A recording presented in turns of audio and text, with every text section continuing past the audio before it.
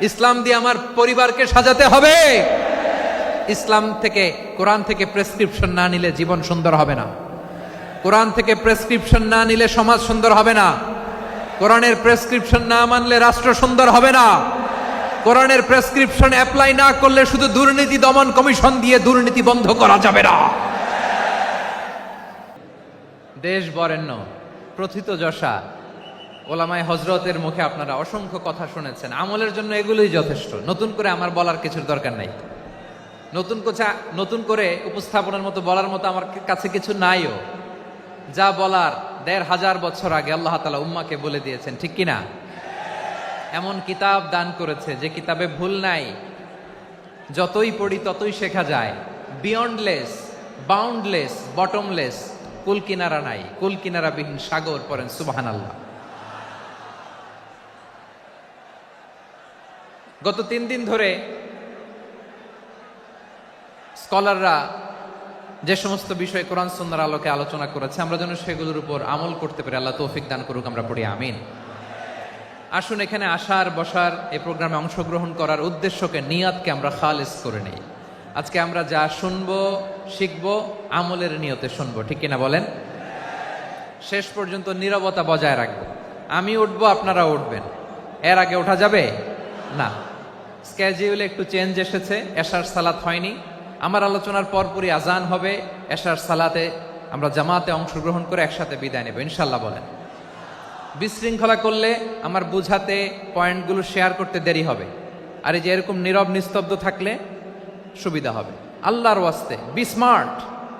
জায়গা না হলে চলে যাবেন, আওয়াজ করবেন না। ভলান্টিয়াররাও আওয়াজ নয়, ইশারা ইঙ্গিতে। প্রিয় ভাইরা, যে টপিকটি নিয়ে আমি আপনাদের সামনে আজকে কথা বলতে চাই, টপিকটি অনেক গুরুত্বপূর্ণ। টপিকটি হচ্ছে হিউম্যান রিসোর্স ডেভেলপমেন্ট, মানব সম্পদ উন্নয়ন। কারণ আল্লাহ তাআলা আমাদের যা দেখ আর না দেখ এটা দিছে। মানুষ আর মানুষ, 18 কোটি মানুষ, ঠিক কিনা? এই 18 কোটি জনসংখ্যার দেশে বসবাস করে আমরা খুশি না বেজার? খুশি হইতে হবে, বেজার হইেন না। জাপানের খবর জানেন? তাদের গ্রোথ রেট নিচের দিকে, উল্টো। জনসংখ্যা নাই, বাচ্চা নিলে, সন্তান নিলে গভর্নমেন্ট তাদের টাকা দেয়। আমাদেরকে আল্লাহ তাআলা দয়া করে, মায়া করে এই সম্পদটা দিয়েছেন। এই মানব সম্পদকে যেন আমরা কাজে লাগাই ইনশাআল্লাহ। পড়েন সবাই।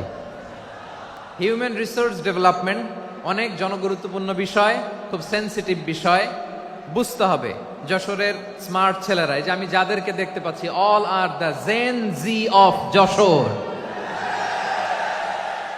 যারা জেন জি, ওরা স্মার্ট, ওরা ইশারা ইঙ্গিতে কাজ করে।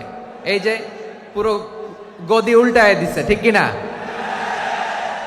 24-এর ছাত্র নাগরিক অভ্যুত্থান আমাদের দেখিয়ে দিচ্ছে কিভাবে চোখের ইশারায় গদি উল্টে দিতে হয়।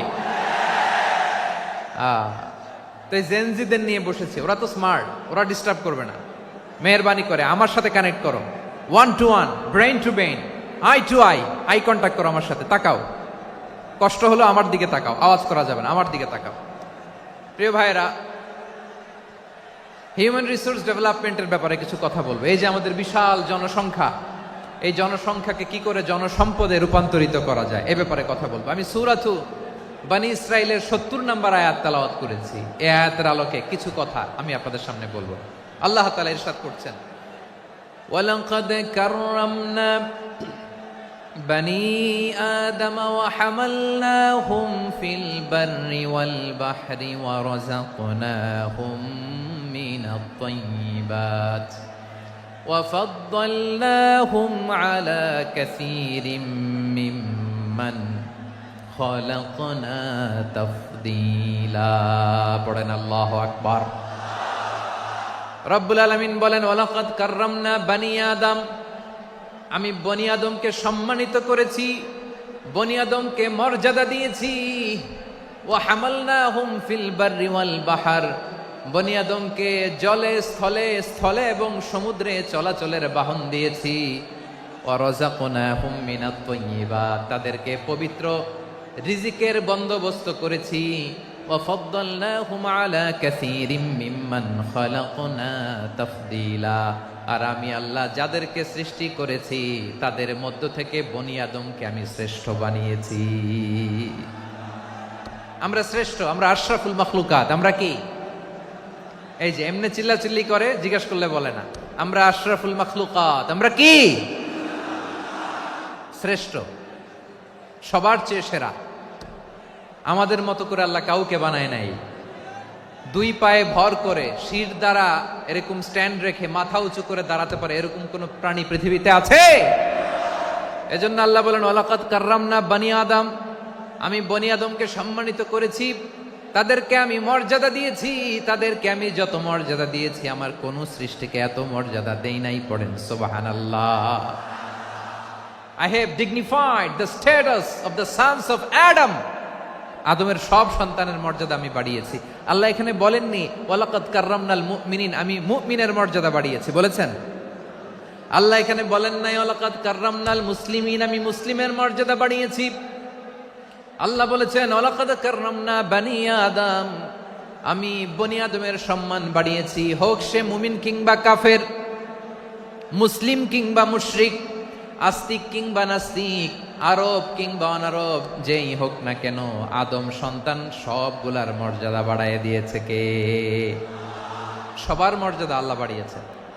মানুষ হিসেবে মর্যাদা। বিশ্বনবী সাল্লাল্লাহু আলাইহি ওয়াসাল্লাম ইহুদির লাশ দেখে দাঁড়িয়ে গেলেন। কার লাশ? আমার যশোরের ভাইয়েরা আওয়াজ করে বলুন, কার লাশ?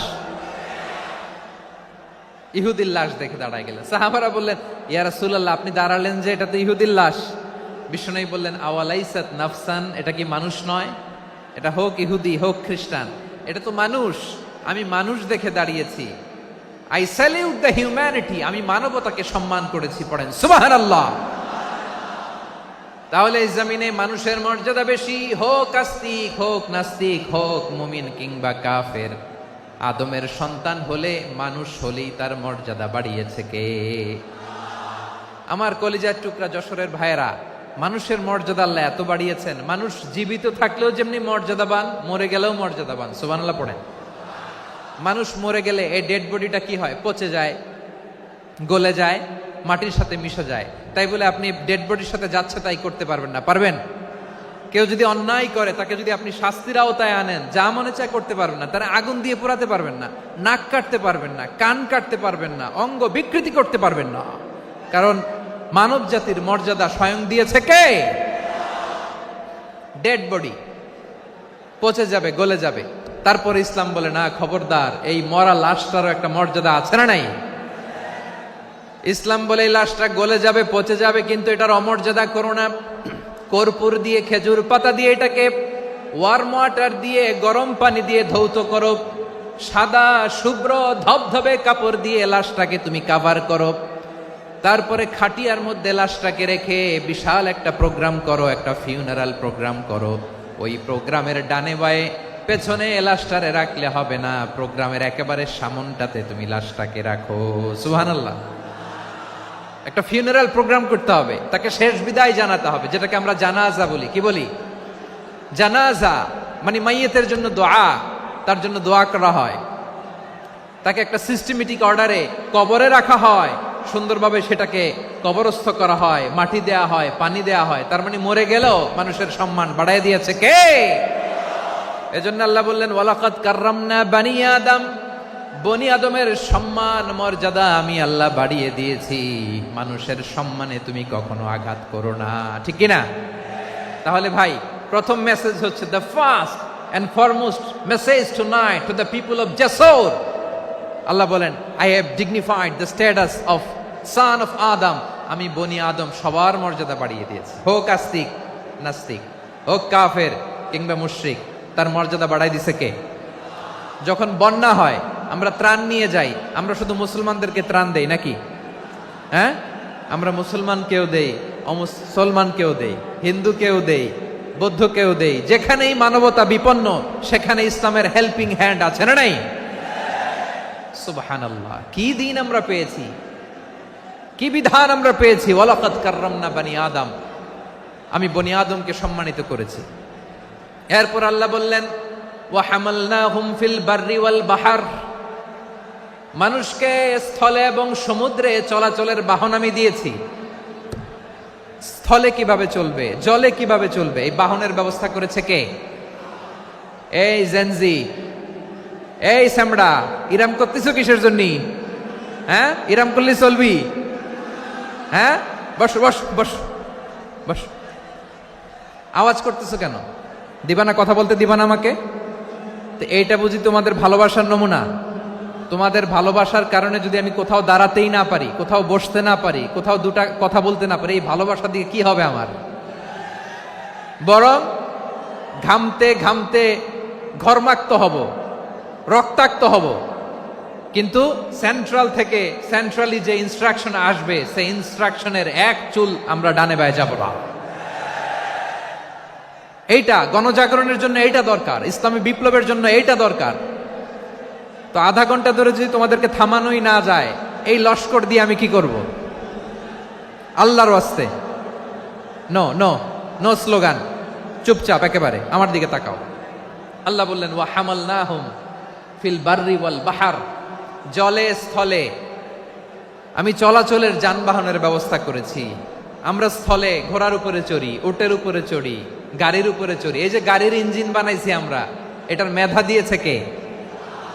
আবার সাগরের মধ্যে আমরা নৌযান, জলযান, বড় বড় জাহাজ দিয়ে এক মহাদেশ থেকে আরেক মহাদেশ যাই, এক দেশ থেকে মালামালগুলো আরেক দেশে পাঠাই। সাগরের ভেতরে নৌকাগুলোরে ধরে রাখলো কে? ওয়াল ফুলকিল্লাতী তাজরি ফিল বাহরি বিমা ইয়ানফাউন নাস। মানুষের উপকার আছে এরকম সরঞ্জামাদি নিয়ে সাগরের উপরে বিশাল বিশাল জলযানগুলো চলে, এগুলো ডুবে যায় না, কাত হয়ে যায় না, পড়ে যায় না। এগুলোকে স্থিতিস্থাপকতাকে ঠিক করে রাখলো কে? আপনারা জাহাজ দেখেছেন? জাহাজ, হ্যাঁ, বাড়ি চট্টগ্রাম হইলে দেখতে পারতেন। দেখছেন? বিশাল বিশাল জাহাজ, বিশাল জাহাজ মালামাল নিয়ে এক মহাদেশ থেকে আরেক মহাদেশে যায়। গত মাসে আমার জাপান সফর ছিল। এই যে বাংলাদেশে যে গাড়িগুলো চালান, বেশিরভাগ গাড়ি আসে কিন্তু জাপান থেকে। হাজার হাজার গাড়ি একটা জাহাজ বহন করতে পারে, হাজার হাজার গাড়ি। এটারে সাগরের মধ্যে ভাসাইলো কে? সবাই বলুন, ভাসালো কে? হাজার হাজার গাড়ি নিয়ে জাপানিজ গাড়িগুলো আমাদের চট্টগ্রামের এয়ারপোর্টের বন্দরে ভিড়ে। যুক্তরাষ্ট্রে আমি দেখেছি বিশাল বিশাল জাহাজ। আপনারা টাইটানিক জাহাজের নাম শুনেছেন? টাইটানিকেরও 8 গুণ 10 গুণ বড়। সুবহানাল্লাহ কইবেন না? টাইটানিক জাহাজের 8 গুণ 10 গুণ বড় একটা জাহাজ আছে, আইকন অফ দ্য সি, আমি দেখে এসেছি। রয়্যাল ক্যারিবিয়ান দেখে এসেছি। সাগরের সামনে জেটিতে যখন দাঁড়ালাম, জাহাজটা যখন যায়, আমার মনে হচ্ছে একটা শহর, গোটা শহর, the entire city is floating on the water. পুরো একটা শহর মনে হয় পানির উপর দিয়ে ভেসে যাচ্ছে। পড়েন সুবহানাল্লাহ। এই যে আইকন অফ দ্য সি, এই ক্রুজ, এই জাহাজটা, এটার ভিতরে স্টেডিয়াম আছে। কিসের ভিতরে স্টেডিয়াম? কথা বুঝে নাই বোধহয়। স্টেডিয়াম কিসের ভিতর? সুইমিং পুল আছে, শপিং মল আছে, রেস্টুরেন্ট আছে, ক্লাব আছে, 3000 4000 রুম বিশিষ্ট, কক্ষ বিশিষ্ট হোটেল আছে। এই সবগুলোর নিয়ে এগুলো চলে সাগরের এই দোলার মধ্যে, জলোচ্ছ্বাসের মধ্যে। এই সাগরের ভেতরে এই জাহাজগুলোর ভাষায় রাখছে কে? সূরাতুর আর রহমানে আল্লাহ তাআলা বললেন ওয়ালাহুল জাওয়ারিল মুনশাআতু ফিল বাহরি কাল আ'লাম ফাবিআইয়ি আলা, সবাই পড়েন, ফাবিআইয়ি আলাই রাব্বিকুমা তুকাযযিবান। পাহাড় সম বড় বড় জাহাজগুলো মাল বোঝাই করে সাগরের মধ্যে ভেসে বেড়ায়। এগুলো দিয়ে মালামাল বহন করা যায়, মানুষরা এক দেশ থেকে আরেক দেশে যায়। এই জাহাজগুলোর সাগরের ভেতরে ভাসায় রাখলো কে? এই আয়াতের ভেতরে আল্লাহ তাআলা সূরাত বনী ইসরাঈলের এই চমৎকার আয়াতের ভেতরে আল্লাহ তাআলা বেসিক্যালি মানব জাতির প্রতি তার 4টি স্পেশাল অনুগ্রহের কথা বলেছেন। কয়টি? 2টা বলে ফেলছি। 1 নাম্বার ওয়ালাকাদ কাররামনা বানি আদম, আমি বনি আদমের সম্মান বাড়াইছি। নাকি মুসলমানদের? নাকি মুসল্লিদের? কার সম্মান বাড়িয়েছি? বনি আদমের। তাহলে human dignity, the first part of the verse talks about the human dignity. 2 number অংশ আল্লাহ তাআলা বললেন ওয়া হামালনাহুম ফিল বাররি ওয়াল বাহর, স্থলে এবং সমুদ্রে আমি তাদের জন্য চলাচলের বাহন দিয়েছি। সুবহানাল্লাহ। তার মানে smooth movement on land and sea, জলে এবং স্থলে যাতে আমরা স্মুথলি মুভ করতে পারি আল্লাহ তাআলা দিয়েছেন।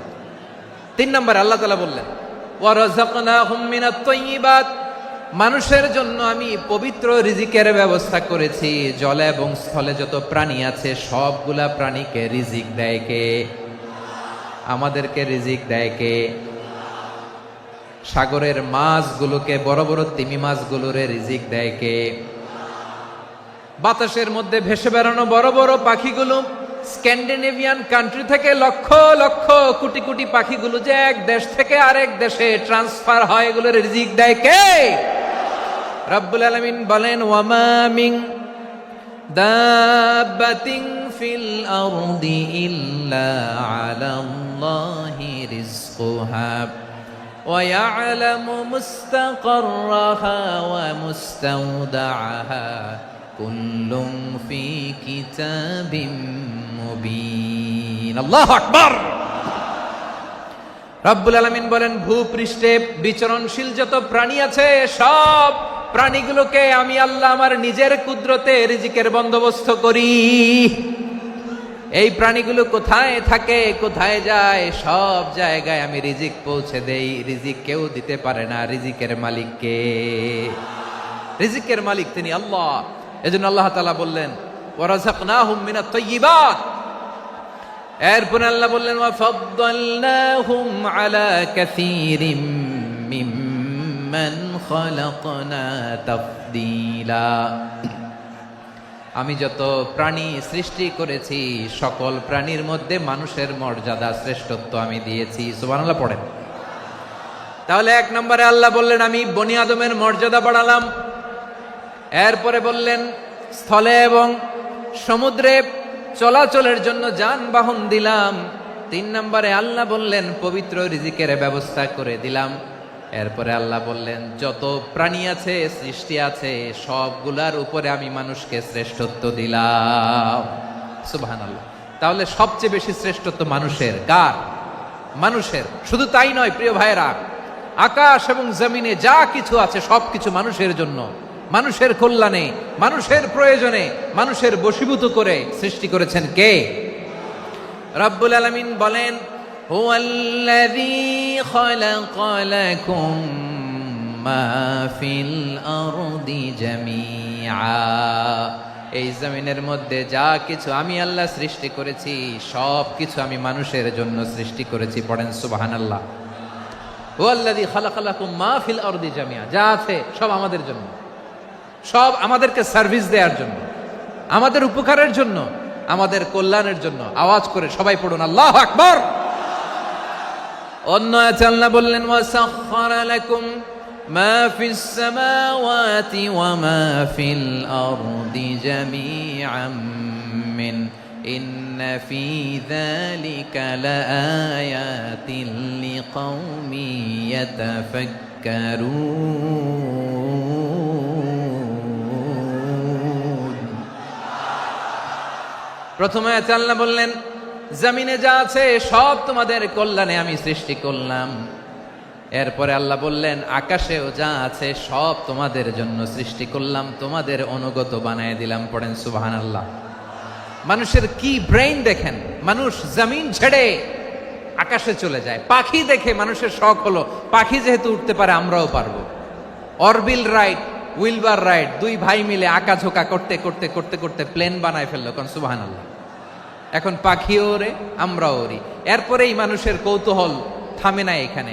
মানুষ চলে গিয়েছে চাঁদে। কোথায় গেছে? এখন কিন্তু চাঁদে জমি বিক্রি হয় জানেন। পৃথিবী নিয়ে মারামারি শেষ। রাশিয়া আমেরিকা এখন ধরছে চাঁদ আর মঙ্গল গ্রহ। এখন চাঁদে জমি বিক্রি হয়, মঙ্গলে জমি বিক্রি হয়। এই চাঁদ, মঙ্গল, বৃহস্পতি, শনি সব আল্লাহ তাআলা আমাদের জন্য বানিয়েছেন। সুবহানাল্লাহ পড়েন। মানুষ সাগরের উপরে চড়ে, শূন্যে ভেসে বেড়ায়, পাহাড় কেটে সুড়ঙ্গ বানায়, টানেল বানায়। মানুষ ব্রডব্যান্ডের লাইন নিয়ে যায় সাগরের ভেতর দিয়ে, এক দেশ থেকে আরেক দেশে, এক মহাদেশ থেকে আরেক মহাদেশে। সুবহানাল্লাহ পড়েন। তার মানে গোটা বিশ্বের সব কিছুর উপরে control superiority over all creatures, সবকিছুর উপর কন্ট্রোল, মনিটরিং, নিয়ন্ত্রণ, এটা প্রতিষ্ঠা করে দিয়েছে কে? এজন্যই মানুষের শ্রেষ্ঠত্ব। ওয়ালাকাদ কাররামনা বানি আদম, আমি বনি আদমের সম্মান বাড়িয়েছি, মর্যাদা আমি বাড়িয়ে দিয়েছি এই কারণে, কারণ মানুষ সবকিছুর উপর নিয়ন্ত্রণ নিতে পারে। মানুষকে নিয়ে এই কোরআনের সব আলোচনা, মানুষকে নিয়ে এই কোরআনের সব। তাই কোরআনের কেন্দ্রীয় আলোচ্য বিষয় হচ্ছে মানুষ। কোরআনের কেন্দ্রীয় আলোচ্য বিষয় কি? যশোরের ভাইয়েরা বুঝে থাকলে সবাই বলবেন, কোরআনের কেন্দ্রীয় আলোচ্য বিষয় কি? এই যে আমি মূল আলোচনায় যাচ্ছি এখন। কেন মানুষ কোরআনের কেন্দ্রীয় আলোচ্য বিষয়? এই যে ভাইয়েরা, এই যে হাত জোর করে, এই যে Jessore Gen Z, the smart people of Jessore, হাত জোর করে বলতেছে, হাত জোর করে তোদের কাছে আল্লাহর দোহাই লাগে, স্টপ স্টপ। শুরুতে একবার বলেছে জায়গা না হলে আস্তে আস্তে ধাক্কা দিবা, সামনে না পিছনে, দিয়ে দিয়ে বেরোয় চলে যাও। এলইডিতে দেখো, এই যে আল্লাহর ওয়াস্তে জায়গা না হলে ওদিকে যাও। কোরআনের মাহফিলে বিশৃঙ্খলা, এটা কাফিরদের আলামত। কাফিররা শীষ দিত, শীষ। বিশ্বনবী কোরআনের তাফসির করলে কাফিররা শীষ দিত আর ক্ল্যাপিং করত, হুইসেল এন্ড ক্ল্যাপিং। তো আমরা কি এখানে বিশৃঙ্খলা করতে আসছি? তো বারবার থামানো লাগে কেন? কোনো আওয়াজ হবে না, বললাম তো, স্টপ। আওয়াজ করে বলুন, কোরআনের কেন্দ্রীয় আলোচ্য বিষয় কি? সবাই বলেননি। এতগুলো মানুষ উত্তর দিলে এতটুকু আওয়াজ হয়, অন্তত আমি বিশ্বাস করি না। যশোর, আওয়াজ করে বলো, কোরআনের কেন্দ্রীয় আলোচ্য বিষয় কি? মানুষ। এই মানুষ কোরআনের কেন্দ্রীয় আলোচ্য বিষয়। মানুষকে আল্লাহ স্বাধীনতা দিয়েছেন। ফামান শাআ ফালইউমিন ওয়া মান শাআ ফালইয়াকফুর। চাইলে মুমিন হতে পারো, চাইলে কাফের হতে পারো, তোমার ইচ্ছা। তবে জেনে রাখো, মুমিন হলে পাবা জান্নাত, কাফির হলে পাবা জাহান্নাম। নাও দ্য ডিসিশন ইজ ইয়ার্স। সিদ্ধান্ত তোমার, জান্নাতে যাবা না জাহান্নামে যাবা। যশোরের ভাইয়ের আওয়াজ করে বলুন, কই যেতে চান, জান্নাতে না জাহান্নামে? ডান দিকে না বাম দিকে? ডানপন্থী না বামপন্থী? চিল্লা চিল্লি না চুপচাপ? চুপচাপ কয়ে আবার চিল্লাচিল্লি শুরু করে দিয়েছে। মাশাআল্লাহ, গুরুত্বপূর্ণ কথা বাকি আছে, আমাকে সহযোগিতা করতে হবে। মাশাআল্লাহ, এই তো ঠান্ডা হয়েছে। হ্যাঁ, ঠিক আছে ঠিক আছে ঠিক আছে। মানুষকে আল্লাহ এত স্বাধীনতা দিয়েছেন, মানুষ চাইলে অনেক ভালো হইতে পারে। ভালোর রাস্তাও খোলা, খারাপ হওয়ার রাস্তাও খোলা। ভালো হইলে মানুষ অনেক ভালো, খারাপ হইলে অনেক খারাপ। ভালো হইলে সবচেয়ে ভালো, খারাপ হইলে সবচেয়ে খারাপ। এজন্য সিদ্ধান্ত আপনাকে নিতে হবে। আল্লাহ তাআলা বলছেন, লাকাদ খালাকনাল ইনসানা ফি আহসানি তাকওয়িম সুম্মা রাদাদনাহু আসফালা সাফিলিন। আমি মানুষকে অনেক সুন্দর অবয়বে, সুন্দর আকৃতিতে সৃষ্টি করেছি। তার শুধু চেহারার ডিজাইনটাই সুন্দর নয়, তার ব্রেনটা বড্ড সুন্দর, তার মানসিকতা বড্ড সুন্দর, তার সৃজনশীলতা বড্ড সুন্দর। পড়েন সুবহানাল্লাহ। আমাদের চেহারা, অবয়ব, ডিজাইন যে সুন্দর তা না, আমাদের ব্রেনটা অনেক সফিস্টিকেটেড ব্রেন, অনেক সফিস্টিকেটেড। এই 1.5 কেজি ব্রেন ইউজ করে মানুষ গোটা বিশ্বে সভ্যতা বিনির্মাণ করেছে, ঠিক কিনা? এই ব্রেন আল্লাহ তাআলা আমাকে দিয়েছে। এটারে কাজে লাগালে, আপনার 6 সেন্স কাজে লাগালে আপনি অনন্য মানুষ হয়ে উঠবেন, মহামানবে রূপান্তরিত হবেন। মানুষ হতে পারে, চাইলেই মহামানব হতে পারে। আবার যদি মানুষ চায়, খারাপও হতে পারে। আল্লাহ বললেন শুধু ভালোই না, ভালো হতে চাইলে অনেক ভালো তুমি হতে পারো, আবার খারাপ হতে চাইলে অনেক খারাপ তুমি হতে পারো। সুম্মা রাদাদনাহু আসফালা সাফিলিন।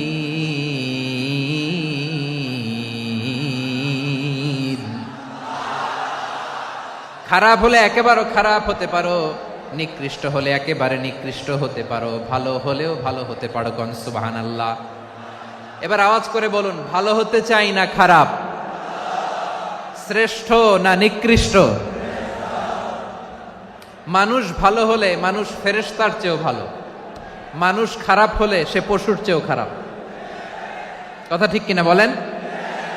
ভালো হলে ফেরেশতার চেয়েও ভালো, খারাপ হলে পশুর চেয়েও নিকৃষ্ট। তার মানে শ্রেষ্ঠত্বে মানুষ শ্রেষ্ঠত্বে ফেরেশতাকে হার মানায়, আর অধপতনে শ্রেষ্ঠত্বে ফেরেশতাকে ছাড়িয়ে যায়, আর অধপতনে পশুকেও হার মানায়। আই রিপিট, আমি আবারও বলছি, মানুষ শ্রেষ্ঠত্বে ফেরেশতাকে ছাড়িয়ে যায়, আর অধপতনে সে পশুকেও হার মানায়। আওয়াজ করে বলতে হবে ঠিক কি না? এটার প্রমাণ কি? মানুষ শ্রেষ্ঠ হইলে যে ফেরেশতার চেয়েও সেরা, তার প্রমাণ কি?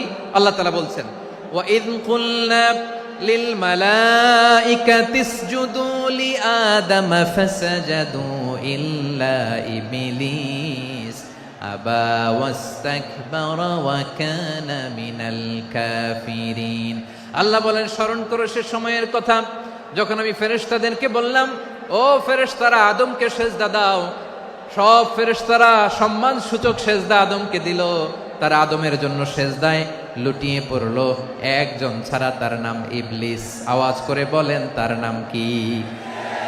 সে অহংকার প্রদর্শন করলো, সে কাফের হয়ে গেল, বাকি সব ফেরেশতারা সেজদা দিল। সুবহানাল্লাহ। আবার আদম আলাইহিস সালামকে আল্লাহ জিজ্ঞেস করলেন, সব বলে দিল উত্তর, কিন্তু ফেরেশতাদেরকে একই প্রশ্ন জিজ্ঞেস করলেন, তারা উত্তর করতে পারে নাই। তার মানে এর মধ্য দিয়ে প্রমাণিত হয়, মানুষ ভালো হলে ফেরেশতার চেয়েও ভালো, ফেরেশতার চেয়েও মানুষের মর্যাদা বাড়িয়ে দিয়েছে কে?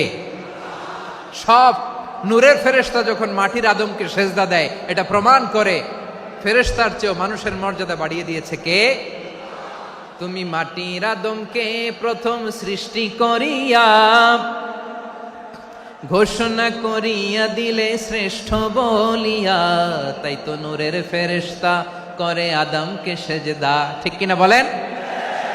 তাই তো নূরের ফেরেশতা করে আদমকে সেজদা, সবার চেয়ে সম্মান দিলে মাটির আদমকে। আল্লাহু আল্লাহু তুমি জাল্লে জালালুহু, শেষ করা তো যায় না গে তোমার গুণগান। পড়েন না? পড়েন। আল্লাহু আল্লাহু তুমি জাল্লে জালালুহু, শেষ করা তো যায় না গে তোমার গুণগান। আল্লাহু আল্লাহু আল্লাহু আকবার। আদমের মর্যাদা বেশি, মানুষের মর্যাদা বেশি, মানুষ শ্রেষ্ঠ, তার প্রমাণ নূরের ফেরেশতা মাটির আদমকে সেজদা করে। আওয়াজ করে বলেন ঠিক কি না? তাহলে মানুষ ভালো হলে ফেরেশতার চেয়ে ভালো, আবার মানুষ যদি খারাপ হয় সে পশুর চেয়েও খারাপ। অধপতনে পশুত্বকে হার মানায়। তার প্রমাণ কি? তার প্রমাণ হচ্ছে, যশোরের ভাইরা দেখবেন পত্রিকায় নিউজ পেপারে মাঝে মাঝে এরকম দেখা যায়, এক মানুষ আরেক মানুষকে হত্যা করে 20 টুকরা করে বস্তার ভিতরে ভরেছে। আপনারা এই নিউজ পড়েন নাই না? দেখেন নাই? দেখছেন? মানুষ মানুষকে হত্যা করে কয় টুকরা? জোরে বলেন। এখানেই ক্ষান্ত হয় না, আবার কোথায় ভরছে? বস্তার ভেতরে।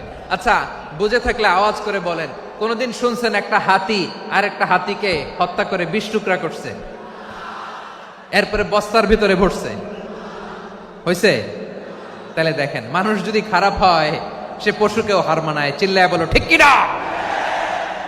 এমনও দুশ্চরিত্র মানুষ আছে যার নজর থেকে 6 মাসের ছোট্ট মেয়ে থেকে শুরু করে 80 বছরের বৃদ্ধারাও নিরাপদ নয়। পশুকেও হার মানে। মানুষের ঘর জ্বালিয়ে পুড়ে মেসাকার করে দেয়, জনপদের পর জনপদ জ্বালায় দেয়, এরকম আছে না নাই? বোমা মেরে শহরগুলো উড়িয়ে দেয়। এই যে ইসরায়েল গাজার মধ্যে যে অ্যাটাক করেছে, এরা মসজিদ মানে নাই, মসজিদে বম ফেলেছে। এরা খ্রিস্টানদের চার্চ গির্জা মানে নাই, গির্জায় বম ফেলেছে। পৃথিবীর ইতিহাসে never happened in the history of the world that someone bombed on a hospital, on a ICU center. এমন হাসপাতাল যেখানে আইসিইউর রোগীরা আছে, ওই হাসপাতালের উপরও ইসরায়েলি সৈনিকেরা বোমা মেরেছে। জোরে বলেন ঠিক কিনা? এরা মানুষ? আওয়াজ করে বলেন, এরা মানুষ না। প্রিয় ভাইয়েরা, চোখ কান নাক মুখ থাকলেই মানুষ না। যা সামনে দেখেন এগুলো সব মানুষ না, এগুলো জনসংখ্যা। এগুলো কি? সবাই বলুন, এগুলো কি? বাড়ছে জনসংখ্যা, কমছে মানুষ। বাড়ছে জনসংখ্যা, কমছে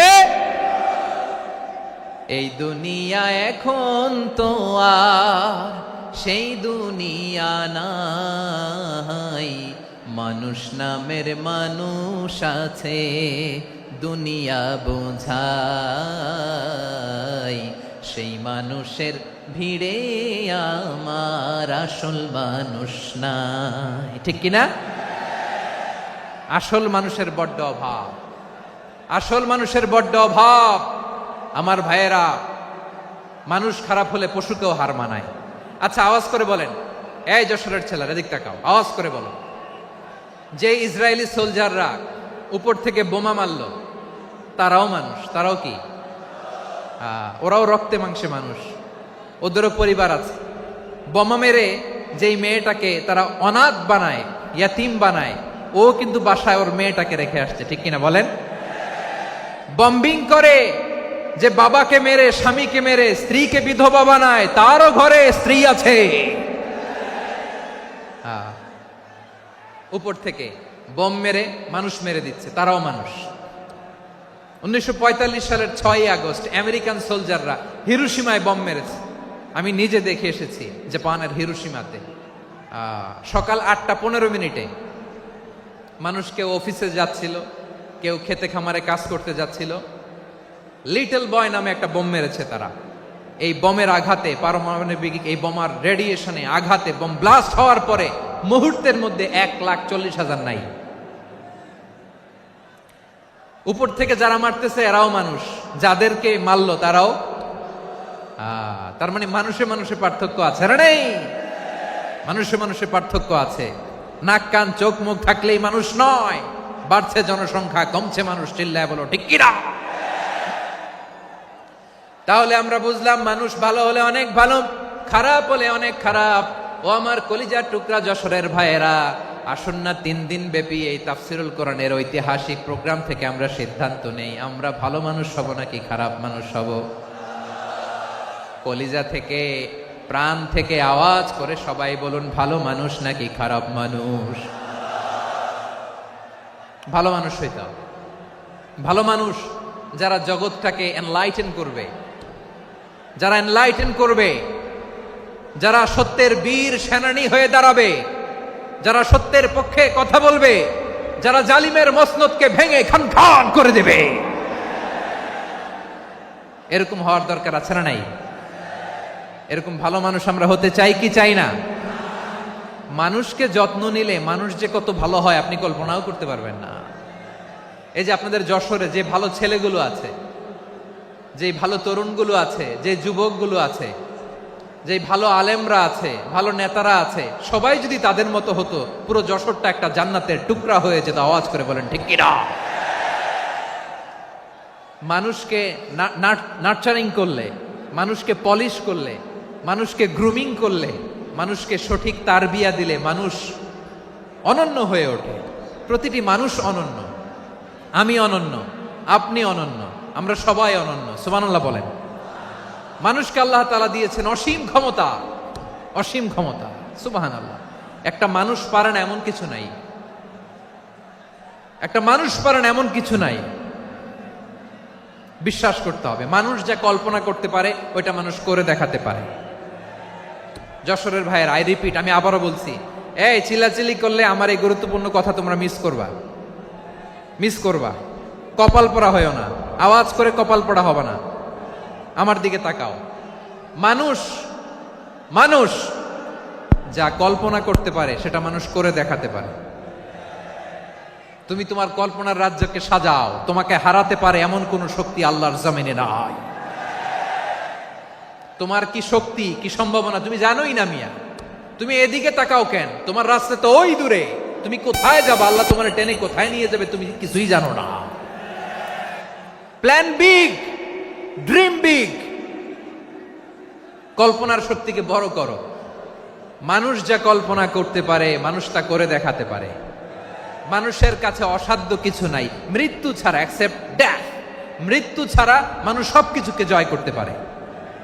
মৃত্যু ছাড়া যে কোনো অসাধ্যকে সাধন করার ক্ষমতা মানুষকে দিয়ে দিয়েছে কে? হারার জন্য তোমার জন্মই হয় নাই, তোমার জন্ম হয়েছে জিতার জন্য, বিজয়ের জন্য তোমার জন্ম। মানুষের শুরুটাই হয় বিজয় দিয়ে। যশোর, আওয়াজ করে বলো, মানুষের শুরু হয় কি দিয়ে? আমরা যখন আমার পিতার পৃষ্ঠদেশে ছিলাম, পিতার পৃষ্ঠদেশ থেকে শুক্রাণু যখন মায়ের গর্ভদেশে যেয়ে পড়ে, কতটা শুক্রাণু ভ্রমণ শুরু করে জানো? 20 কোটি শুক্রাণু। একবার সিমেন আউট হলে সেখানে 20 কোটি শুক্রাণু থাকে, ভ্রমণ শুরু করে। ওই 20 কোটি শুক্রাণুর মধ্যে থেকে তুমি আমি আজকে এক বিকশিত শুক্রাণু মানব রূপে পৃথিবীতে এসেছি। সুবহানাল্লাহ। ওই 20 কোটি শুক্রাণুর প্রতিযোগিতায় সবাই রে পেছনে ফেলে সেদিন আমি সফল হয়েছিলাম, সেদিন আমি বিজয়ী হয়েছিলাম। সেদিন আমি এত ছোট ছিলাম, মাইক্রোস্কোপ দিয়েও আমার অস্তিত্ব টের পাওয়া যায় না। আমি এত তুচ্ছ ছিলাম, নগণ্য ছিলাম। আমার কান ছিল না, আমার চোখ ছিল না, আমার হাত ছিল না, আমার জন্য রিকমেন্ডেশন করার মতো মামু ছিল না, খালা ছিল না, কেউ ছিল না। তারপরেও ওই প্রতিযোগিতায়, ওই কম্পিটিশনে যখন আমারে কেউ হারাতে পারে নাই, আল্লাহর জমিনেও আমারে কেউ হারাতে পারে না। হারার জন্য তোমার জন্মই হয় নাই, তুমি আসছই জিতার জন্য। সুবহানাল্লাহ। বিশ্বনবী বলেন, আন্নাসু মাআদিন কামাআদিনি যাহাবি ওয়াল ফিদ্দা খিয়ারুহুম ফিল জাহিলিয়াতি খিয়ারুহুম ফিল ইসলাম। Peoples are like mines of gold and silver. সোনার খনি, রূপার খনি, এর চেয়েও বড় খনি হচ্ছে এই মানব সম্পদের খনি। আওয়াজ করে বলেন আল্লাহু আকবার। আল্লাহ তাআলা এই সম্পদ আমাদেরকে দিছে। বিশ্বনবী বলেন, মানুষ হচ্ছে খনির মতো। খিয়ারুহুম ফিল জাহিলিয়াতি খিয়ারুহুম ফিল ইসলাম। জাহিলি যুগে যারা সেরা, ইসলামেও তারা সেরা। ইদা ফাকুহু, যদি তারা বুঝবান হয় তাহলে তাদেরকে সেরা বানায় দিবে কে? তাহলে মানুষের চেয়ে সেরা কেউ হতে পারে? মানুষের চেয়ে অনন্য কেউ হতে পারে? মানুষকে কেউ হারাতে পারে? আওয়াজ করে বলো, তোমাকে কেউ হারাতে পারবে? এই সাহস জাগছে আজকের আলোচনা থেকে। আমি তুমি অনন্য, আমাকে তোমাকে হারায় দেওয়া এত সহজ না, ঠিক কিনা? একটা কথা জীবনের সাথে সেট করে নিতে হবে, আমি জিতি নয় শিখি, আমি কখনো হারি না। জীবনের সাথে সেট করে নাও, জেনজি অফ যশোর, আমি কখনো হারি না, আমি হয় জিতি নয় শিখি। চিল্লায় বলো ঠিক কিনা? আমি কখনো হারি না, আমার হারানো এত সোজা না। কি সাহস জাগছে? বুকে সাহস জাগছে? তাকবীর পড়ো, লিল্লাহে তাকবীর। তাহলে বিশ্বনবী বললেন, নাসু মাআদিন, মানুষ হচ্ছে খনি। এই ধাক্কা ধাক্কি, আমি জানি এগুলো ভালোবাসার ধাক্কা ধাক্কি, এজন্য আমি সহ্য করে নেই। এগুলো যে ভালোবাসার ধাক্কা ধাক্কি, এটা আমরা বুঝি।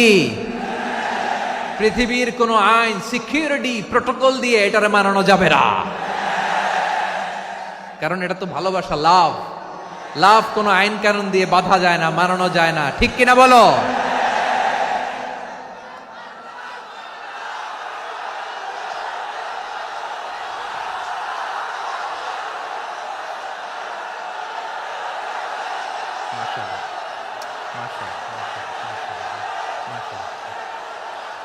ঠিক আছে, বসুন বসুন বসুন।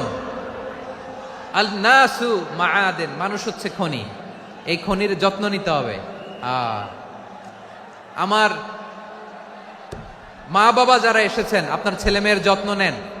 আপনার ছেলের মধ্যে যে কি পটেনশিয়াল আপনি জানেন না। আপনার এই ছোট্ট অবুজ ছেলেটাই আগামী দিনের শায়েখ আহমদুল্লাহ হবে। আপনার হেফজখানায় পড়া ওই ছোট্ট ছেলেটাই আগামী দিনের আল্লামা মামুনুল হক হবে। আপনার ওই ছেলেটা আমির হামজা হবে, আব্দুল হাই সাইফুল্লাহ হবে। এভাবে বড় বড় আলেম হবে, তারা যুগশ্রেষ্ঠ আলেম হবে। সেই একদিন এই বাংলাদেশের পার্লামেন্টে যে বক্তব্য দিয়ে যশোরের পক্ষে কথা বলবে। আপনি জানেন না, কাউকে ছোট করবেন না আপনি, ওর কনফিডেন্স আপনি কমাবেন না, আপনি কমাতে পারেন না। প্যান্ডেলে আমার যে মা বোনেরা আছেন, ছেলে মেয়েদেরকে কখনো ছোট করে কথা বলবেন না। ও যে কোথায় যাবে আপনি জানেন না, আপনি মা হয়ে তাকে সাহস দিবেন, তার কল্পনার জগৎটাকে সাজাতে তাকে উৎসাহিত করবেন, ঠিক কিনা বলেন? আর আমার প্যান্ডেলের আমার প্রিয় শ্রদ্ধাশীলা মায়েরা বোনেরা, আপনারা তো আরো দামি সম্পদ। বিশ্বনবী বলেন, আর দুনিয়া কুল্লুহা মাতা।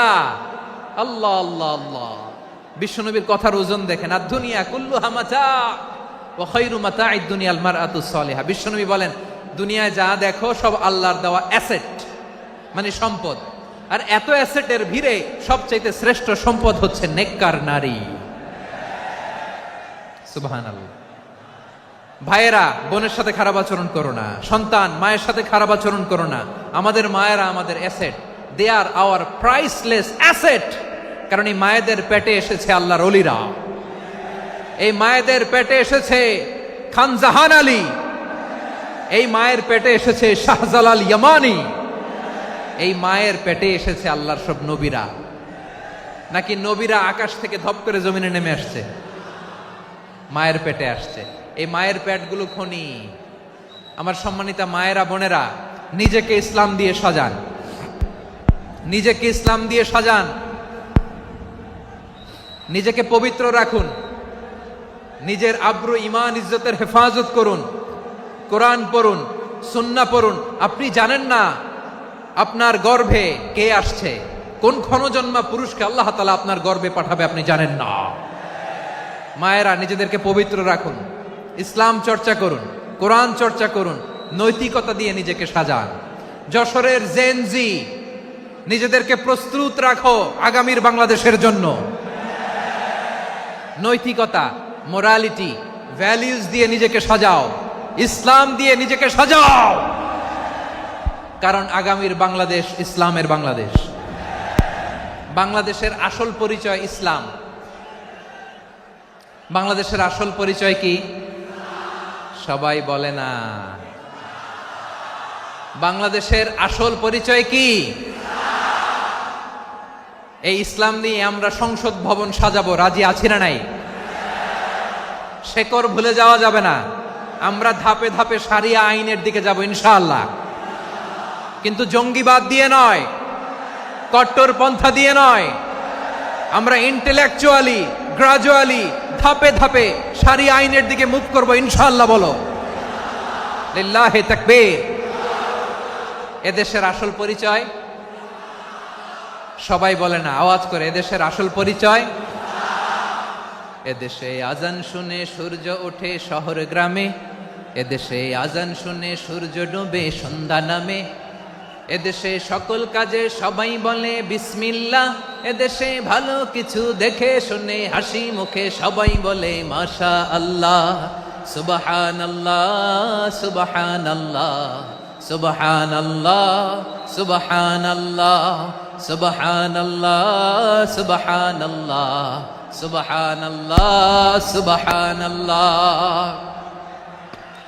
ও নবীন তরুণ, তোমার কিসের এত ভয়? জেনে রেখো বাংলাদেশের আসল পরিচয়। বাংলাদেশের আসল পরিচয় ইসলাম। আওয়াজ তুলে বলো, আসল পরিচয় কি?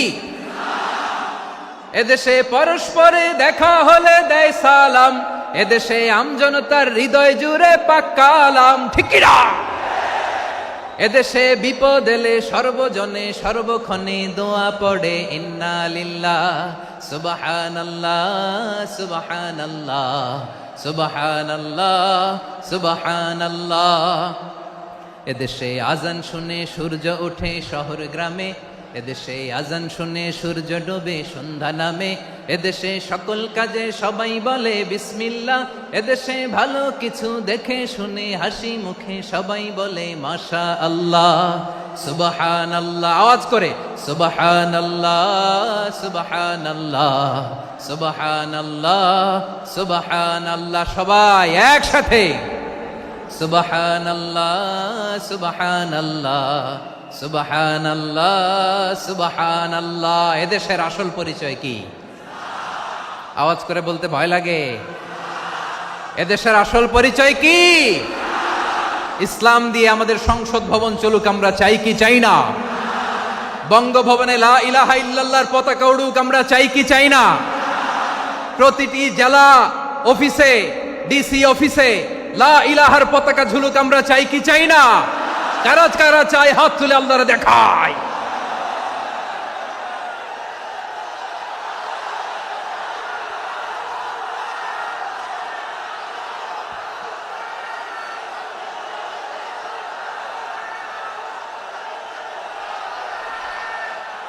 মাশাআল্লাহ, মাশাআল্লাহ।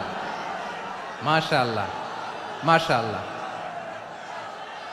যশোর, আওয়াজ করে বলো, ভালো মানুষ না খারাপ মানুষ? বুঝে বলছো তো? মানুষ ভালো হলে যে কত ভালো।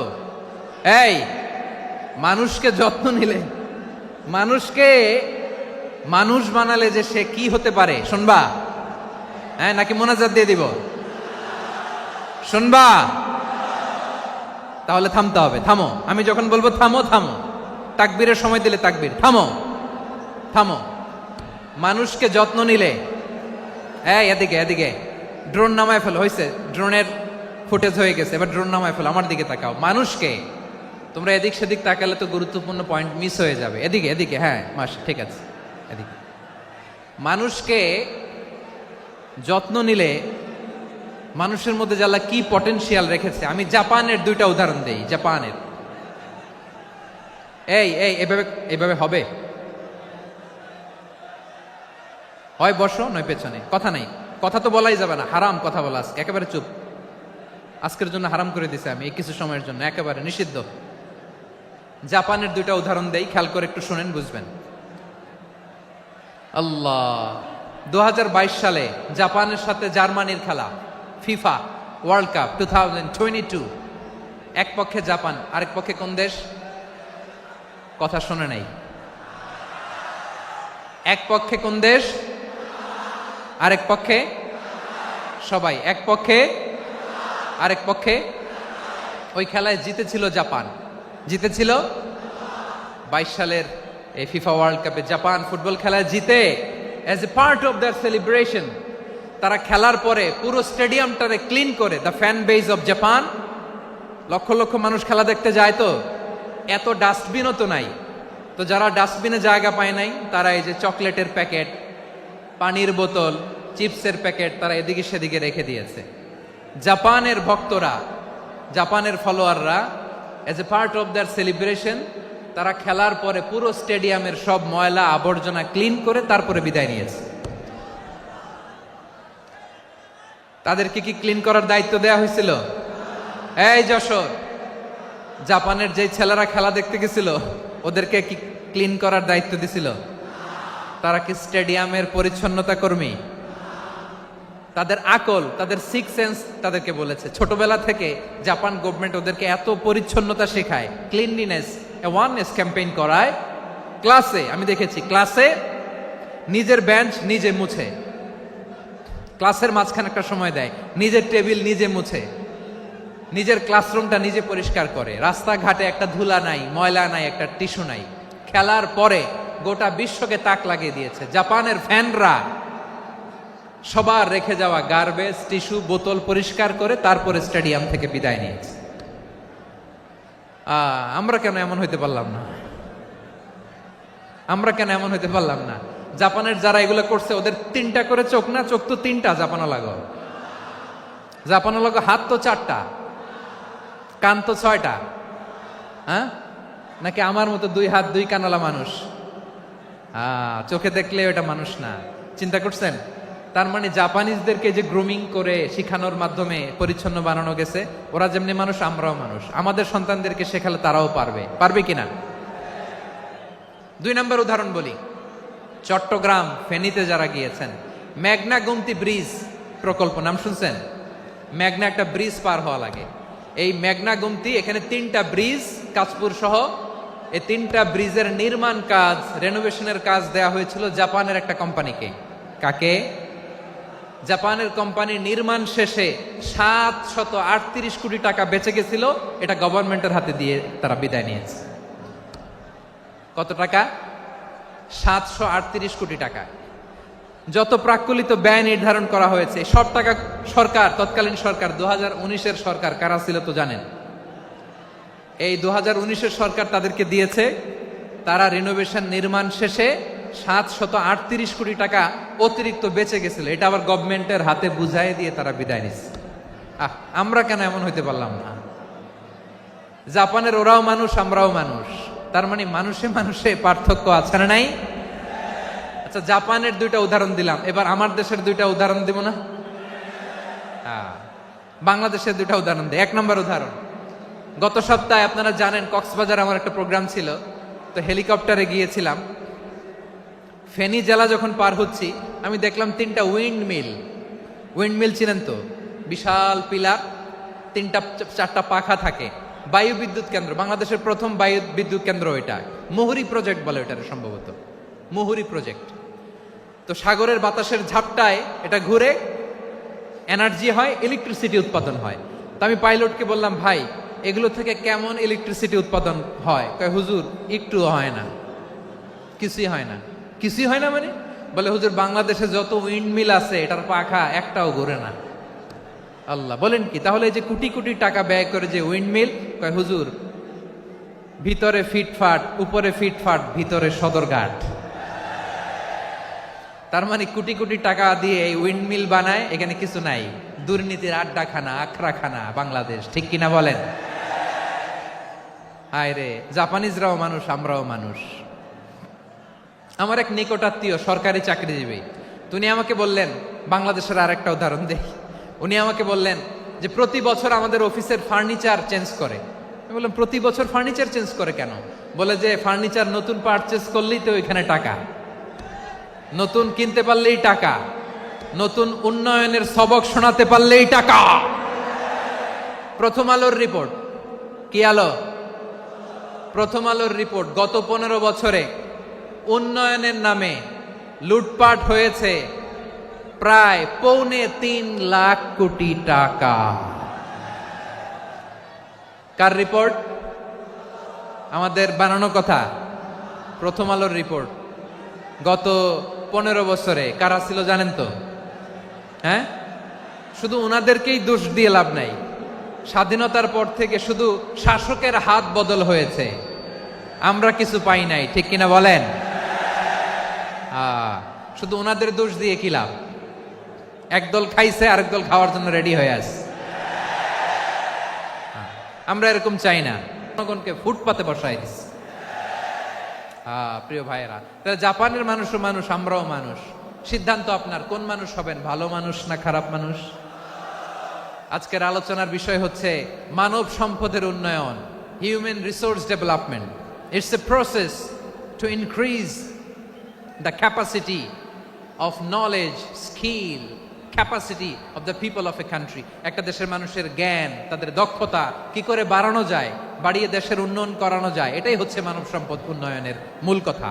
তাহলে মানব সম্পদ হচ্ছে একটা দেশের সবচাইতে শক্তিশালী পুঁজি। প্রাকৃতিক সম্পদ, খনিজ সম্পদের চেয়েও দামি হচ্ছে মানব সম্পদ। আমার প্রিয় যশোর, প্রাকৃতিক সম্পদ, খনিজ সম্পদের চেয়েও দামি সম্পদ কি সম্পদ? আল্লাহ তাআলা দয়া করে আমাদেরকে এই মানব সম্পদ দিয়েছেন। আসুন আমাদের এই মানুষগুলোকে আমরা সোনার মানুষ বানাই। রাজি আছেন তো সবাই? রাজি আছেন? মানুষ পারে না এমন কোনো কিছু নাই, চাইলে সব পারে। এজন্য মানুষকে তারবিয়া দিতে হবে, যথাযথভাবে তাদেরকে গড়তে হবে। আসুন আমরা সিরাতের আয়নায় বিশ্বনবীর জীবনী থেকে দেখি তিনি কিভাবে হিউম্যান রিসোর্সকে ম্যানেজ করতেন। যদি আপনাদের সময় হয়, দু একটা উদাহরণ দিয়ে আজকে আমি আমার আলোচনার বিদায় নিব। হবে? সময় হবে কয়েক মিনিট? হ্যাঁ, শান্ত থাকবেন তো? শান্ত থাকবা? হ্যাঁ, ঠিক আছে। এই ধাক্কার মধ্যে ঢুকছে, এবার মজা বুঝতেছো তো? হ্যাঁ, মানা করছিলাম না? ঠিক আছে, টের পাও। হ্যাঁ, ঠিক আছে। যে আওয়াজ করবে আমি ওকে দেখতেছি, কে কে আওয়াজ করে দেখতেছি। শেষ কথা, শেষের দিকে চলে আসছি। বিষ্ণু ইসলাম কিভাবে হিউম্যান রিসোর্সকে ম্যানেজ করতেন, মজার কথা আছে কয়েকটা, বলে বিদায় নিব। বিশ্বনবী কিভাবে এই মানব সম্পদকে ম্যানেজ করতেন। বিশ্বনবী, he was a very good talent hunter, চৌকস ট্যালেন্ট হান্টার ছিল।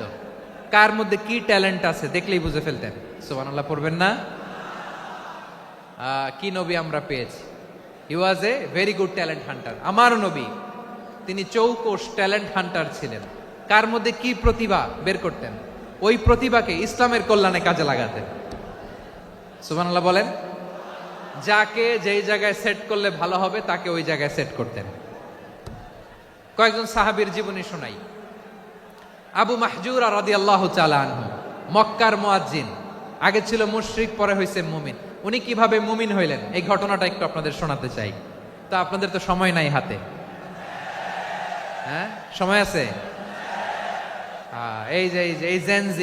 এই জেনজি শেষ করে দিল আজকের প্রোগ্রামটা। 1 ঘন্টা ধাক্কা ধাক্কি করে কেমনে দাঁড়ায় আছে আমি বুঝলাম না।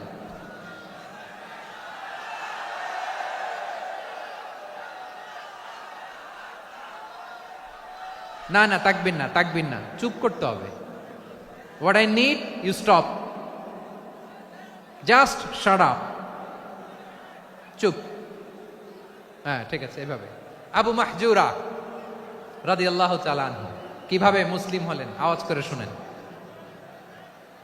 হুনাইনের যুদ্ধ 8ম হিজরি, বিষ্ণু ঈসা ইসলাম হুনাইনের যুদ্ধ শেষে ফিরতেছেন। পথিমধ্যে বেলাল রাদিয়াল্লাহু তাআলা আনহু, এই যে আবার কথা, আই রে আল্লাহ রে, এখানে ধাক্কা ধাক্কি কেন? চলে যাও, পেছনে যাও, পেছনে যাও। কি আজীব তামাশা! যেখানে যায় এখানে ধাক্কা ধাক্কি, মারামারি, গায়ের উপরে, কাঁধের উপরে, শাউটিং। অনেক গুরুত্বপূর্ণ কথা পয়েন্ট করে নিয়ে আসে যে বলবো, এই শাউট করার কারণে প্রোগ্রামটাই নষ্ট করে দেয়। আসছে আমার ভালোবাসা দেখাইতে, প্রোগ্রামটাই শেষ করে দিয়ে চলে যায়। স্টপ, আবার কথা বল, স্টপ। হুনাইনের যুদ্ধে 8ম হিজরি, কত হিজরি সবাই বলেন না একটু, কত হিজরি? 8ম হিজরিতে হুনাইনের যুদ্ধে রাসূল সাল্লাল্লাহু আলাইহি ওয়াসাল্লাম ফিরে আসতেছেন মদিনায়। পথিমধ্যে বেলাল রাদিয়াল্লাহু তাআলা আনহু আজান দিচ্ছেন। কি দিচ্ছেন? তো পাশে ছিল মুশরিকদের একটা পল্লী, কিছু মুশরিক তরুণ, কিছু অমুসলিম কিশোর, তারা আজানকে ব্যঙ্গ করতেছে। আমাদের বাংলায় মুখ ভেঙ্গানো বলে আর কি। বেলাল রাদিয়াল্লাহু তাআলা আনহু আজান দিচ্ছেন, ওই বাচ্চাগুলো মুশরিক, তো ওরা আজানকে ব্যঙ্গ করতেছে, বিকৃতি করে ওরাও আজান দিচ্ছে। উদ্দেশ্য হচ্ছে আজানকে নিয়ে ঠাট্টা করা। উদ্দেশ্য কি? ঠাট্টা করা। ব্যাপারটা মনে কষ্ট পাওয়ার মতো ব্যাপার না? কিন্তু বিশ্বনবী ওইখানে দেখেন কি খুঁজলেন। বিশ্বনবী খেয়াল করলেন অমুসলিম কিশোরদের মধ্য থেকে একটা কিশোরের গলাটা বড় দরাজ গলা, কণ্ঠটা বড় সুন্দর। খেয়াল করে দেখলেন যে কিছু কিশোর বেলালের আজানকে ব্যঙ্গ করে, বিকৃতি করে, কিন্তু একজনের কণ্ঠ দেখতে পাচ্ছেন না এত দূরে, কিন্তু কণ্ঠটা বড় সুন্দর, দরাজ গলা। বিশ্বনবী সাহাবীদেরকে বললেন, ধরো এগুলারে, ধরো। সবগুলারে ধরে বিশ্বনবী সামনে আনা হলো। ওরা হাঁটু গেড়ে বসলো। বিশ্বনবী বললেন, তোমাদের মধ্যে কে যেন ব্যঙ্গ করে আজান দিচ্ছিল, তার গলাটা বড় উঁচু, গলার বেসটা বড় মজবুত, মেলোডিয়াস, সুমধুর কণ্ঠ। কে? আবু মাহজুরা বলে, আমার বন্ধুরা সবাই আমার দিকে আঙ্গুল দেখায়, আমি পড়ে গেছি বিপদে। রাসূল সাল্লাল্লাহু আলাইহি ওয়াসাল্লাম বাকি অমুসলিম তরুণদেরকে ছেড়ে দিলেন, বললেন তোমরা যাও। এবার আবু মাহজুরারে পাইছে। আবু মাহজুরার চুলের মধ্যে হাত দিলেন বিশ্বনবী, মাথায় হাত দিয়ে বললেন, এবার আজান দাও দেখি। আবু মাহজুরা বলে, আমি তো আজান দিতে জানি না, কারণ আমি তো বেলালেরটা শুইনা দিছি, আমার তো মুখস্থ নাই, আমি তো আজান দিতে জানি না। বিশ্বনবী বললেন, জানো না? তাহলে আসো, আমি তোমারে শিখাই দেই। সুবহানাল্লাহ পড়েন। আবু মাহজুরা হাঁটু গেড়ে বসে, বিশ্বনবীর মোবারক হাত আবু মাহজুরার চুলের মধ্যে। বিশ্বনবী আজানের মুআল্লিম আবু মাহজুরাকে বলতেছে, ঠিক আছে তোমারে শিখাই দিচ্ছি, আমি যা যা বলবো আমার সাথে সাথে বলো, পারবা? আবু মাহজুরা বলে, পারবো। বিশ্বনবী আজান দিচ্ছেন মাথায় হাত দিয়ে, আল্লাহু আকবার, আল্লাহু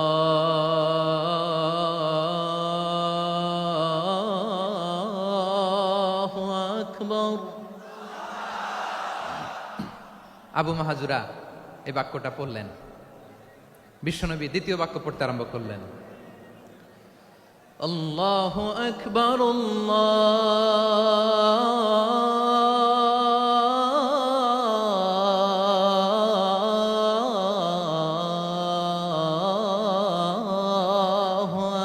আকবার। আবু মাহজুরা এই বাক্যটাও বললেন। বিশ্বনবী আবু মাহজুরার মাথার মধ্যে হাত দিয়ে তৃতীয় বাক্য পড়লেন, আশহাদু আল্লা ইলাহা ইল্লাল্লাহ।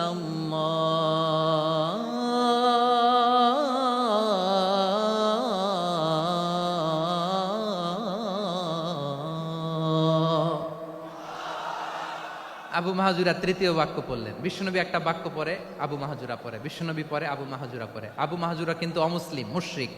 আবু মাহাজুরা বলে, এক একটা বাক্য পড়ি আমার কলিজাটা গলে ঠান্ডা হয়ে যায়।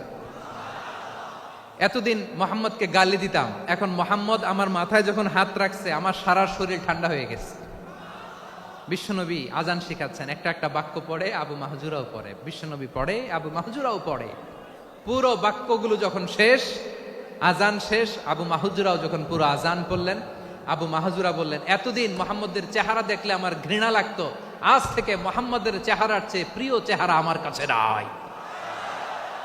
আবু মাহাজুরা বললেন, ও মুহাম্মদ, আজানের বাক্য তো আপনি আমারে শেখালেন, এখানেই শেষ করবেন না, আপনি আমারে পড়ায় দেন লা ইলাহা ইল্লাল্লাহু মুহাম্মাদুর রাসূলুল্লাহ সাল্লাল্লাহু আলাইহি ওয়াসাল্লাম। বিশ্বনবীর সাথে দাঁড়িয়ে উনি শাহাদা পড়ে মুসলমান হয়ে গেলেন। এবার আবু মাহাজুরা বলে, ইয়া রাসূলুল্লাহ, ইয়া হাবিবাল্লাহ, আমি মুমিন হয়েছি, মুসলমান হয়েছি, আপনার কাছ থেকে আজান শিখার সৌভাগ্য আমি লাভ করেছি গো নবী। আমার কণ্ঠের বড় তারিফ করেছেন আপনি, আমার আজানকে আপনি পছন্দ করেছেন। একটা জিনিস আপনার কাছে চাই, আপনি আমাকে মক্কার মসজিদুল হারামের মুয়াজ্জিন হিসেবে অ্যাপয়েন্ট করে দে। বিষ্ণু ইসা ইসলাম বললেন, যাও আবু মাহজুরা, আমি তোমাকে পৃথিবীর শ্রেষ্ঠতম মসজিদ মক্কার মসজিদুল হারামের মুয়াজ্জিন হিসেবে অ্যাপয়েন্ট করে দিলাম। দেখছেন কিভাবে ট্যালেন্ট হান্টিং করতে হয়, কিভাবে হিউম্যান রিসোর্স মানব সম্পদকে ব্যবহার করতে হয়। আসছিল আজানকে ভেঙ্গাইতে, আসছিল কেন? আজানকে ব্যঙ্গ করার জন্য, বিকৃত করার জন্য। আজানকে বিকৃত করতে যে ইসলামের সবচেয়ে শ্রেষ্ঠ মসজিদের মুয়াজ্জিন হয়ে গেল। পড়েন সুবহানাল্লাহ। হযরত আবু মাহজুরা রাদিয়াল্লাহু তাআলা আনহু ওনার এই সুললিত কণ্ঠ ব্যবহার করে মসজিদুল হারামে এত সুন্দর করে আল্লাহু আকবার বলে আজান দিতেন, মানুষগুলোর, মুসল্লিগুলোর, মক্কাবাসীর হৃদয়কে তিনি বিগলিত করে দিতেন, মানুষের হৃদয়কে ঠান্ডা হয়ে যেত। শুধু এখানেই শেষ না আমার যশোরের ভাইয়েরা, বিশ্বনবী যখন সাইয়েদনা আবু মাহজুরা রাদিয়াল্লাহু তাআলা আনহুকে আজান শিখাচ্ছিলেন, বলেন তো বিশ্বনবীর হাতটা কোথায় ছিল? আবু মাহজুরার মাথার সামনে, এই চুলের উপরে ছিল। আবু মাহজুরা ওই স্মৃতিটাকে ধারণ করবার জন্য, ওই স্মৃতিকে বহন করার জন্য বিশ্বনবীর মোবারক হাত আবু মাহজুরার কপালের চুলের যেই জায়গায় লেগেছে, মৃত্যুর আগের দিন পর্যন্ত আবু মাহজুরা মাথার ওই চুলে কোনোদিন ছুরি আর কামার লাগায় নাই, সেখানে কেচি লাগায় নাই, চুলের মধ্যে খুর লাগায় নাই। আবু মাহজুরা ডান দিকের চুল কাটতো, বাম দিকের চুল কাটতো, পেছনের চুল কাটতো, সামনের চুল কাটতো না। আবু মাহজুরা রাদিয়াল্লাহু তাআলা আনহুর সামনের চুলগুলো বড় হতে হতে যখন এত বড় হয়ে যায়, তিনি চুলগুলো পেঁচিয়ে মাথার মধ্যে রাখতেন, তারপরে তিনি পাগড়ি পরতেন। সবাই জিজ্ঞেস করতো, আবু মাহজুরা, এটা আবার কেমন স্টাইল? দেখতে তোমারে কি বিদঘুটে লাগে? কেমন অড লাগে, কেমন খারাপ দেখা যায়? মক্কায় এমন কোন মানুষ তো দেখি নাই, ডানে চুল কাটে, বায়ে চুল কাটে, পেছনে চুল কাটে, সামনে কাটে না। ওরে আবু মাহজুরা, কেমন দেখা যায় তোমারে? তুমি সামনের চুল কাটো না কেন?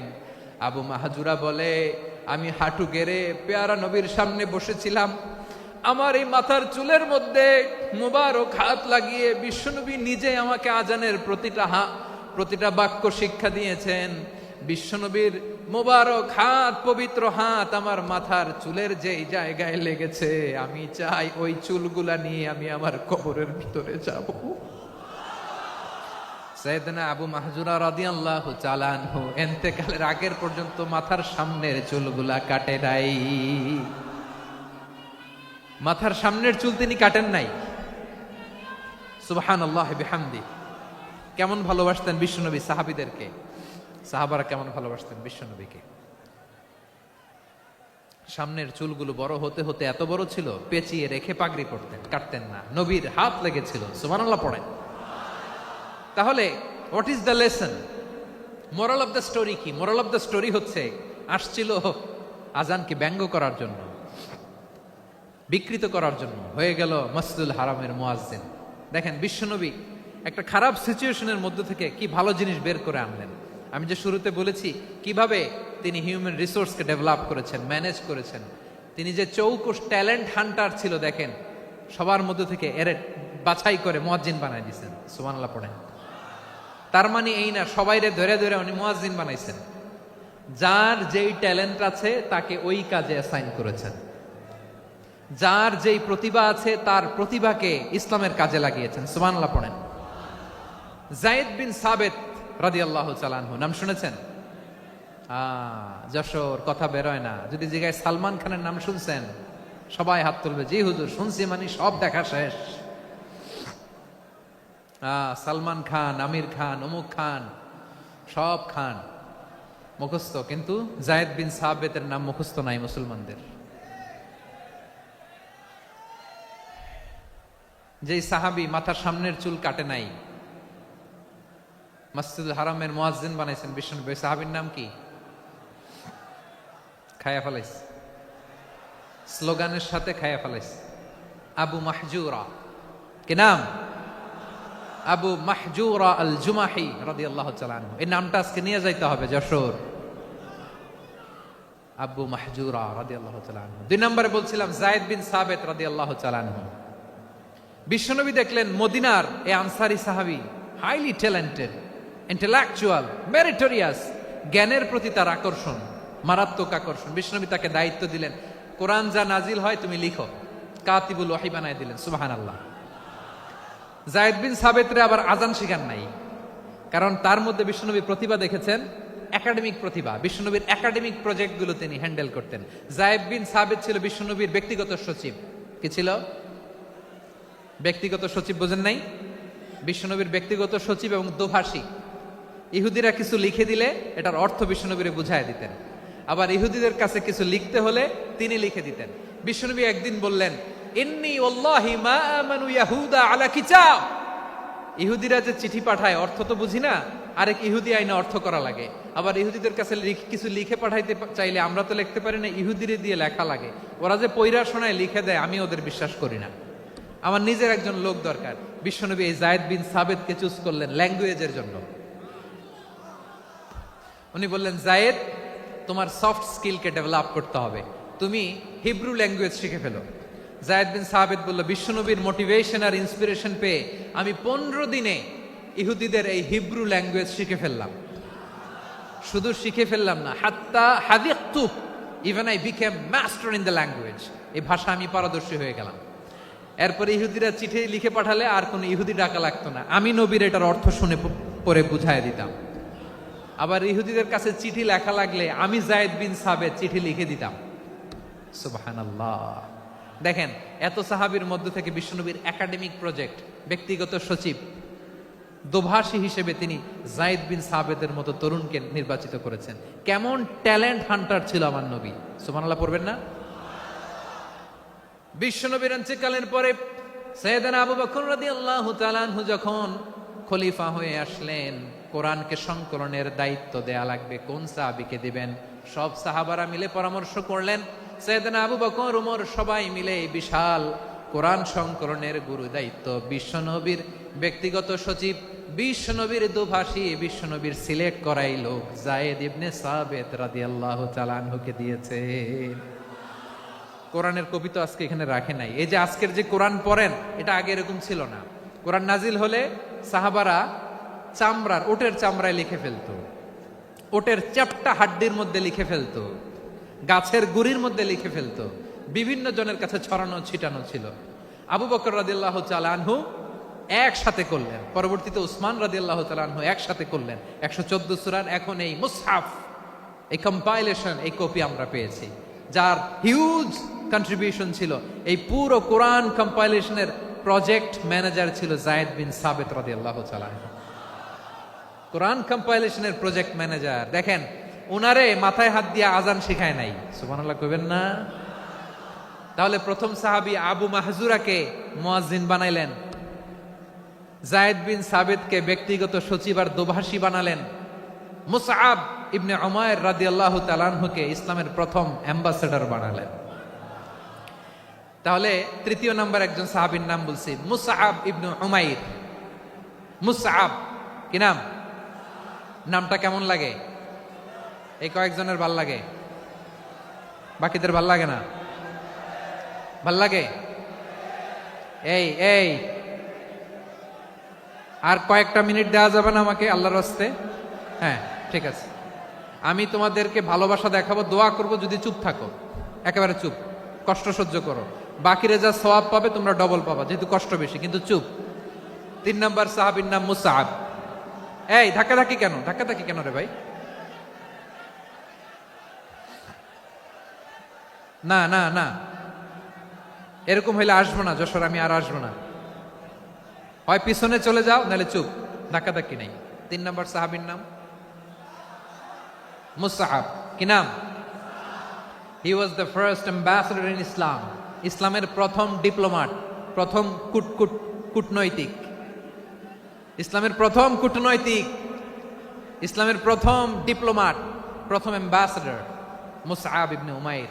মক্কার তরুণ যুবক, উনি পারফিউম লাগাইলে মানুষ দেখলেই বুঝতো এটা মুসআব লাগাইছে। এমন ড্যাশিং ফেসের ছিল, এমন স্মার্ট ড্যাশিং ফেস, এমন পার্সোনালিটির মানুষ ছিল মুসআব রাদিয়াল্লাহু তাআলা আনহু। কারণ যিনি ইসলামের স্পোকম্যান হবেন, মুখপাত্র হবেন, তার স্মার্ট হওয়ার দরকার আছে না নাই? আকাবার প্রথম শপথ যখন হলো, তাদের সাথে বিষ্ণু ঈসা ইসলাম মদিনাতে একজন মুখপাত্র পাঠালেন, ডিপ্লোমাটকে পাঠালেন, অ্যাম্বাসেডর অফ ইসলাম। তিনি হচ্ছেন মুসআব ইবনে উমাইর। পড়েন সুবহানাল্লাহ। বিশ্বনবী দেখলেন সে অনেক স্মার্ট, তার ডেডিকেশন আছে, সিনসিয়ারিটি আছে, এবং মদিনায় যে আউস খাজরাজ গোত্রের নেতাদের সাথে ডিল করতে হবে, ইহুদিদের সাথে ডিল করতে হবে, ওখানে একজন পাক্কা জানু খেলোয়াড়ের দরকার আছে না নাই? মুসআব ইবনে উমাইর রাদিয়াল্লাহু তাআলা আনহু, ওনাকে বিষ্ণু ঈসা ইসলাম চুজ করলেন। এবং বিষ্ণু ঈসা ইসলামের এই চুজিংটা, এই সিলেকশনটা এত সুন্দর ছিল, তিনি মদিনাতে যে বিশ্বনবী আসার আগেই মদিনার জমিনকে তিনি উর্বর করে ফেলছেন। প্রতিটা ঘরে ঘরে কালিমার দাওয়াত তিনি পৌঁছায় দিচ্ছেন। জুমার বিধান নাজিল হয়েছে, কিন্তু মক্কায় পরিবেশ নাই জুমা পালনের। বিষ্ণু ঈসা ইসলাম একজনকে দিয়ে খবর পাঠালেন, যাও মদিনায় মুসাবকে যে বলো, মুসাব তো আমার শিক্ষক, আমার স্পোকম্যান, মদিনাতে যেন তারা জুমা কায়েম করে। বিশ্বনবীর আগেই মুসাব মদিনার মুসলিমদেরকে নিয়ে মদিনায় প্রথম জুমা কায়েম করে ফেলছে। কোন সুবহানাল্লাহ। ডিপ্লোমাটদের কেমন হইতে হয়, অ্যাম্বাসেডারের কেমন হইতে হয়, মুসআব রাদিয়াল্লাহু তাআলা আনহুর কাছ থেকে শিখে নাও। মুসআব নামটা কেমন লাগে? যশোর যাদের সন্তান হবে, ছেলে সন্তান, আমার রাস্তায় পাইলে সবাই জিজ্ঞেস করে, হুজুর একটা নাম দেন, আমার ছেলে হবে। যশোরবাসীর জন্য আমি একটা নাম দিয়ে দিলাম, নাম রাখতে হবে মুসআব। কি নাম? নামটা যাদের ভাল লাগে, ছেলে সন্তান অনাগত আসবে, মনে চাইলে নাম রেখে দিবেন মুসআব রাদিয়াল্লাহু তাআলা আনহুর নামে মুসআব। তাহলে মুসআব রাদিয়াল্লাহু তাআলা আনহুকে বিশ্বনবী ল্যাঙ্গুয়েজ শিখান নাই, সফট স্কিল শিখান নাই। যায়েদ রাদিয়াল্লাহু তিনি হিব্রু ল্যাঙ্গুয়েজ শিখেছেন, সুরিয়ানি শিখেছেন, কিন্তু মুসআবকে তিনি বানিয়েছেন the spokesman of Islam, the first diplomat, the ambassador of Islam. সুবহানাল্লাহ পড়বেন না? আব্দুল্লাহ ইবনে আব্বাস রাদিয়াল্লাহু তাআলা আনহু বিশ্বনবীর কাজিন, চাচাতো ভাই। আবার মাইমুনা রাদিয়াল্লাহু তাআলা আনহু, মাইমুনা নবীর স্ত্রী, তিনি ছিলেন আব্দুল্লাহর আপন খালা। তো নবীর বউ যদি ওনার খালা হয়, নবী তার কি? বুঝে নাই, নবী তার কি? খালু। তাহলে সম্পর্ক অনেক গভীর, কাজিন আবার খালু। ছোট্ট মানুষ, তাই রাতে মাঝে মাঝে ঘরে থাকতো। বিশ্বনবী দেখলেন আব্দুল্লাহ যেহেতু আমার ঘরে ঢুকতে পারে, আব্দুল্লাহরে এই উম্মতের বড় শিক্ষাবিদ বানাইতে হবে। কথা বোঝে নাই? আব্দুল্লাহকে কি বানাইতে হবে? শিক্ষাবিদ, এডুকেটর অফ দিস উম্মাহ, এই উম্মার শিক্ষাবিদ বানাইতে হবে। তাই আব্দুল্লাহ ইবনে আব্বাসকে বিশ্বনবী হাতে কলমে শিক্ষা দিয়েছেন। আহারে, আর এরপরে যে কি ভাষা আসবে তোমাদের জন্য আমার মুখ থেকে আমি নিজেও জানি না, আমি নিজেও জানি না। 1 ঘন্টা যাবত ধাক্কা ধাক্কি মারামারি। তো আসতে বলছে কে তোমাকে? পেছনে চলে যাও, জায়গা না পেলে। পুরো প্রোগ্রামটাই নষ্ট করে দিল।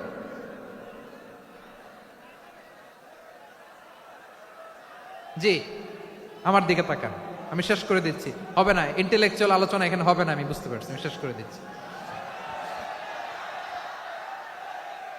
আব্দুল্লাহ ইবনে আব্বাস রাদিয়াল্লাহু তাআলা আনহু, মনোযোগ দিয়ে কয়েকটা মিনিট শুনুন, আমি এখনই শেষ করে দিচ্ছি।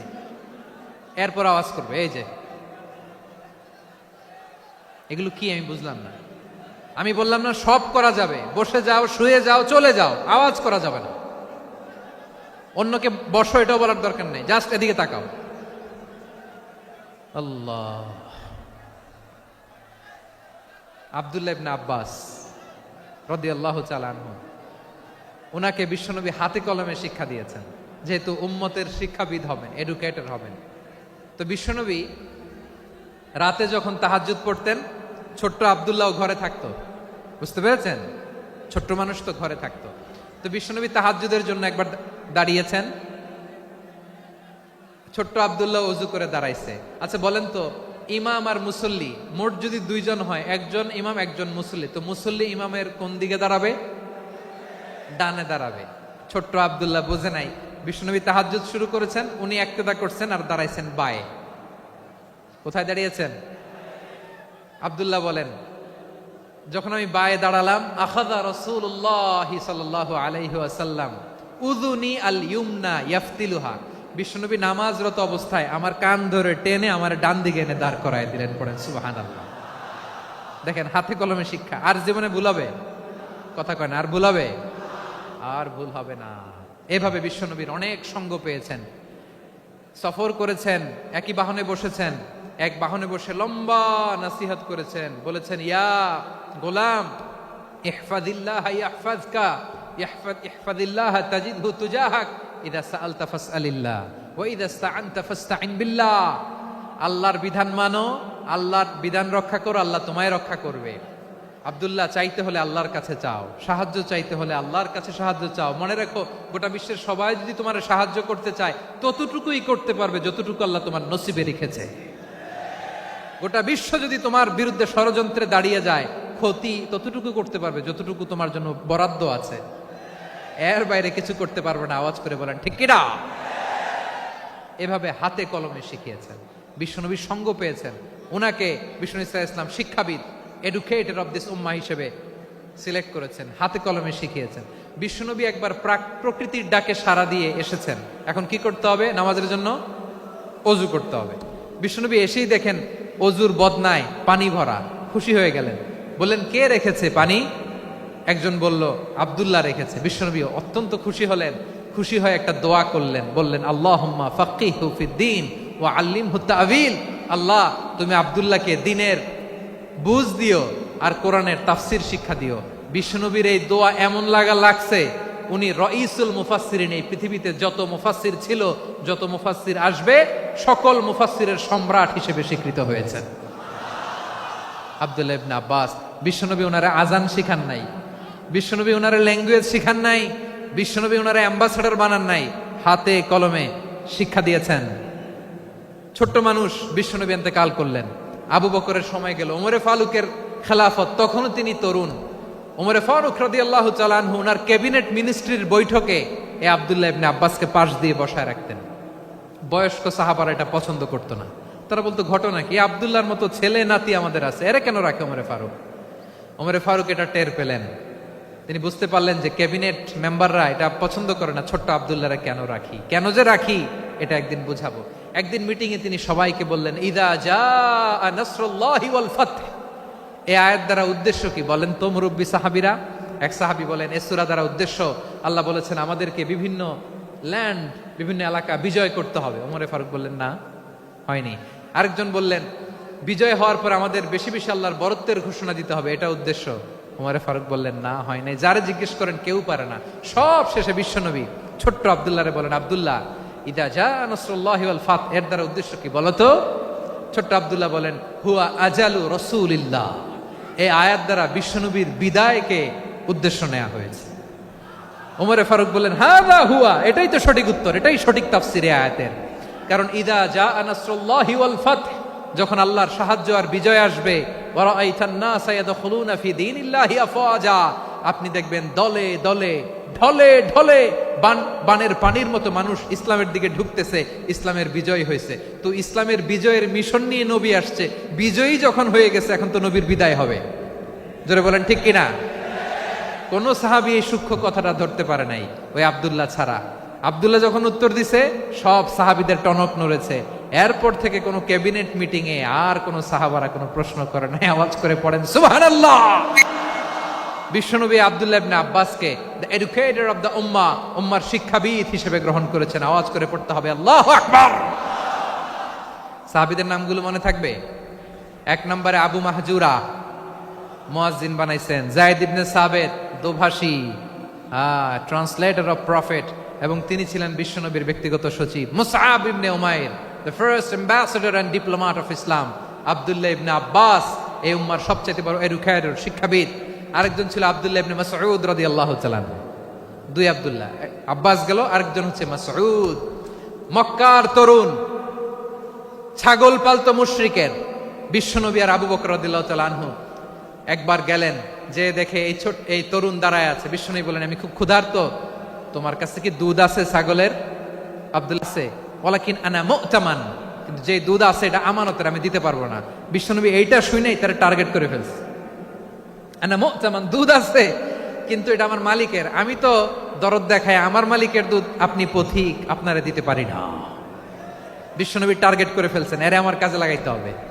বিশ্বনবী বলেন, আচ্ছা ঠিক আছে, দুধ দিও না, কিন্তু এমন ছাগি আছে কিনা যেই ছাগির সাথে কোনো ছাগলের মিলন হয় নাই, তার ওলানে দুধও আসে নাই, বাচ্চাও নাই, এরকম ছাগির থেকে যদি আমি দুধ খাই তাহলে তো সমস্যা নাই। বলতেছে, এরকম ছাগির থেকে দুধ খাইলে সমস্যা নাই, কারণ এরকম ছাগির ওলান থেকে দুধ আসবেও না। বলতেছে, ঠিক আছে, এরকম একটা ছাগি নিয়ে আস। নিয়ে আসা হলো। বিশ্বনবী বিসমিল্লাহ বলে ওই ছাগির ওলানে হাত দিলেন। হাত দিতে দেরি, পুরো ওলানটা দুধে ভরে যেতে দেরি হয় না। বিশ্বনবী আর আবু বকর রাদিয়াল্লাহু তাআলা আনহু দহন করে পেট ভরে খেলেন। এই দৃশ্য আব্দুল্লাহ ইবনে মাসউদের হৃদয়ে দাগ কাটলো। এই মুজিজা দেখে তিনি বললেন, আশহাদু আল্লা ইলাহা ইল্লাল্লাহ ওয়া আশহাদু আন্না মুহাম্মাদুর রাসূলুল্লাহ। তিনি ষষ্ঠ মুসলিম ছিলেন, 6 নম্বর মুসলমান। ওনাকে টার্গেট করে বিশ্বনবী দেখলেন এমন ইন্টেলেকচুয়াল ব্রেন, উনি সূক্ষ্ম সূক্ষ্ম জিনিস বুঝে বেশি, ফিকহি জ্ঞান ওনার মধ্যে বেশি। বিশ্বনবী ওনাকে কোরআনের জ্ঞান শিক্ষা দিতে লাগলেন। উনি বিশ্বনবী সবার কাছে কোরআন শোনায়, কিন্তু বিশ্বনবী নিজে আব্দুল্লাহ ইবনে মাসউদের কাছ থেকে কোরআন শুনতো। বিশ্বনবী একবার বললেন, ইকরা আলাইয়া ইয়া মাসউদ। ইবনে মাসউদ, একবার শোনাও তো কোরআন দেখি। আব্দুল্লাহ ইবনে মাসউদ বলে, আকরাউ আলাইকা ওয়া আলাইকা উনজিল। নবী, আপনার উপর কোরআন নাজিল হয় আর আমি আপনার সামনে কোরআন পড়ব। বিশ্বনবী বললেন, ইন্নী উহিব্বু আন আসমাআহু মিন গায়রি। আমি নিজে পড়তে যেমনি ভালোবাসি, অন্যে পড়ুক আমি শুনবো, এটাও আমি ভালোবাসি। সূরা নিসা তিনি তেলাওয়াত করে শুনিয়েছেন। এমন সূক্ষ্ম সূক্ষ্ম বিষয় বিশ্বনবী ওনাকে ধরিয়ে দিয়েছেন। উনি হয়ে গিয়েছেন, আব্দুল্লাহ ইবনে আব্বাস হয়েছেন রাইসুল মুফাসসিরিন, উনি হয়ে গিয়েছেন ফাকিহুল উম্মাহ। ওনার চাইতে বড় ফকি এই পৃথিবী আর দেখবে না। চিল্লায় বলেন সুবহানাল্লাহ। উনি বলতেন, ওয়াল্লাহি ওয়াল্লাহি ইল্লাযী লা ইলাহা গায়রু মা উনজিলাত সূরাতুন ইল্লা ওয়া আনা আ'লামু আইনা উনজিলাত ওয়া ফীমা উনজিলাত। বিশ্বনবী এমন ভাবে কোরআনের দার্স আমাকে দিয়েছেন, কোরআনে যত সূরা নাজিল হয়েছে, যেখানে নাজিল হোক না কেন আমি জানি এটা কোথায় নাজিল হয়েছে এবং কোন প্রেক্ষাপটে নাজিল হয়েছে। এমন একটা সূরা নাই যে সূরার কোথায় নাজিল হয়েছে আমি মাসুদের জানা নাই, কোন প্রেক্ষাপটে নাজিল হয়েছে আমার জানা নাই। এরকম ঘটবে না। চিল্লায় বলেন আল্লাহু আকবার। এই আব্দুল্লাহ ইবনে মাসউদ রাদিয়াল্লাহু তাআলা আনহু ওমর ফারুকের সময় কুফার চিফ জাস্টিস ছিলেন। কুফা নগরীর চিফ জাস্টিস। চিফ জাস্টিস বুঝেন নাই? বিচারপতি। কি ছিলেন? সবাই বলে নাই, কি ছিলেন? বিচারপতি ছিলেন।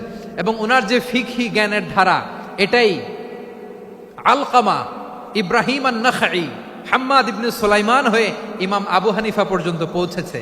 এবং ওনার ফিকহি জ্ঞানের ধারাই হানাফি মাযহাবে অ্যাকসেপ্ট হয়েছে। আজও এগুলো হানাফি মাযহাবে চর্চিত হয়। হানাফি মাযহাবের সব ফিক আব্দুল্লাহ ইবনে মাসউদের ফিকহি জ্ঞানের ধারা থেকে নেওয়া হয়েছে। চিল্লায় পড়েন সুবহানাল্লাহ। তাহলে উনাকে বিশ্বনবী বানিয়েছেন জুরিস্ট, আইনবিদ, ফাকিহ। উনারে আজান শিখান নাই। হিউম্যান রিসোর্স ডেভেলপমেন্ট কিভাবে করবেন, মানব সম্পদের উন্নয়ন কিভাবে করতে হয়, কিভাবে যার যেখানে প্রতিভা কাজে লাগাতে হয় উনি দেখিয়েছেন। সুবহানাল্লাহ পড়বেন না? খালিদ বিন ওয়ালিদ নাম শুনছেন? কে কে শোনেন নাই? হাত তোলেন। কি ছিলেন? বীর যোদ্ধা ছিলেন খালিদ বিন ওয়ালিদ। কিন্তু তিনি ইসলাম ধর্ম গ্রহণ করেছেন অনেক দেরিতে, 8ম হিজরিতে। তার মানে 8ম হিজরির আগে উনি মুশরিকদের পক্ষে লড়াই করেছেন। ওনার হাতে কত মুসলিম সাহাবী যে নিহত হয়েছে হিসাব নাই। বিশ্বনবী টার্গেট করে রাখছে, তুমি আমাদের মুসলিমদের এত ক্ষতি করলা, তুমি যখন মুসলমান হবা তোমার দিয়ে আমি এমন কাম করামু যে এটা আর কেউ করতে পারবে না। সুবহানাল্লাহ নাই? যশোর ক্লান্ত হয়ে গেছে।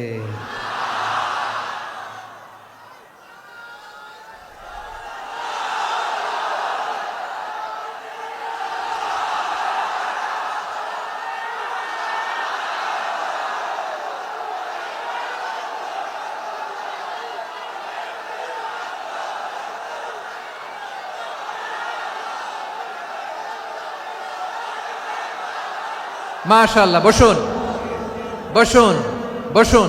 খালিদ বিন ওয়ালিদ রাদিয়াল্লাহু তাআলা আনহু ৮ম হিজরিতে মুসলিম হয়েছেন, মক্কা বিজয়ের আগে। তো মক্কা বিজয়ের আগে যখন মুসলিম হয়েছেন, এর আগে কি করছেন? কাফিরদের সাথে যুদ্ধ করেছেন। উনি উহুদের যুদ্ধে মুসলমানদের যে পরাজয় ভাব, কঠিন পরিস্থিতির মুখোমুখি উনার কারণে পেছন থেকে এমন আতর্কিত আক্রমণ করেছেন, মুসলমানদেরকে কচুকাটা করেছেন। ৮ম হিজরিতে আল্লাহ তাআলা হেদায়েতের নূর দিয়ে ওনার হৃদয়টাকে উজালা করে দিলেন। লা ইলাহা, এটা এমন বাণী যার হৃদয়ে একবার টাচ খাবে, এইটা থেকে সে আর পালিয়ে বেড়াতে পারে। ঝিনুকের ভেতর লুকিয়ে থাকে যেমন মতি, ঝিনুকের ভেতর লুকিয়ে থাকে যেমন মতি, কলমা শাহাদাতে আছে আল্লাহর জ্যোতি, কলমা শাহাদাতে আছে আল্লাহর জ্যোতি। ঠিক কিনা বলেন? মক্কা বিজয়ের আগে মুসলিম হলেন, হওয়ার পরেই বিশ্বনবীর টার্গেট ফুলফিল হলো। ওই যে টার্গেট করে রেখেছেন আর দোয়া করেছেন, খালিদ বিন ওয়ালিদ যদি মুসলিম হয় তাকে আমি মিলিটারি চিফ বানাবো। ওনাকে আজান শিখান নাই, ওনারে কান ধইরা নামাজের এই মাথা থেকে ওই মাথা আনান নাই, ফিকহি কোরআনের সূক্ষ্ম তাফসীর ওনারে শিখান নাই, অ্যাম্বাসেডর বানান নাই। বিষ্ণু ইসলাম উনাকে সামরিক অভিযানে প্রেরণ করেছেন। সামরিক অভিযানে তিনি প্রেরণ করেছেন। উনার জীবদ্দশায় উনার নেতৃত্বে যতগুলো যুদ্ধ হয়েছে, একটা যুদ্ধেও তিনি পরাজয় বরণ করেন নাই। ওমরে ফারুকের সময়কালে তিনি চিফ অফ মুসলিম মিলিটারি, মানে মুসলিম সেনাপতি হয়েছেন। যশোর আওয়াজ করো, ঠিক কিনা বলো? সেনাপতি, মুসলিম সেনাপতি। তাহলে কিভাবে হিউম্যান রিসোর্স ব্যবহার করতে হয় গোটা বিশ্ব আমার নবীর কাছ থেকে শিখে নাও। খালিদ বিন ওয়ালিদ, ওনাকে বিশ্বনবী একটা উপাধি দিয়েছেন। উপাধিটা হচ্ছে সাইফুল্লাহিল মাসলুল, আল্লাহর নাঙ্গা তরবারি, আল্লাহর খোলা তরবারি, দ্য ওপেন সোর্ড অফ আল্লাহ। খালিদ বিন ওয়ালিদ মুসলিম সেনাপতি। হাসান বিন সাবেত নাম শুনছেন? দেখি উনি কি ছিল বলেন। রাসূলের সভা কবি, কালচারাল হিজিমনিকে ডিফিট করার জন্য। উনি ভালো অস্ত্র চালানো জানতেন না, ওই কাজে উনি যেতেন না। ওনার ছিল কাব্য প্রতিভা। কাব্য প্রতিভা, কাফিররা কবিতা দিয়ে নবীকে গালি দিত। বিশ্বনবী বলতেন, ইয়া হাসান আজিব আন রাসূলিল্লাহ, তুমি নবীর হয়ে কাফেরদের এই কথাগুলোর জবাব দাও। বিশ্বনবীর একটা মিম্বার ছিল। বিশ্বনবীর মিম্বারের পাশাপাশি মসজিদে নববীতে এই হাসান বিন সাবেতের জন্য বিশ্বনবী একটা স্পেশাল মিম্বার বানিয়ে দিয়েছেন। এখান থেকে তুমি জবাব দাও। এবং বিশ্বনবী বলেছেন, আল্লাহুম্মা আইয়িদহু বিরূহিল কুদুস। আল্লাহ, হাসান আমার পক্ষে জবাব দেয়, তুমি জিব্রাইল মারফত তাকে সাহায্য পাঠাইয়া দিও। রাসূল সাল্লাল্লাহু আলাইহি ওয়াসাল্লামের সভা কবি, the poet of the prophet, নবীর কবি।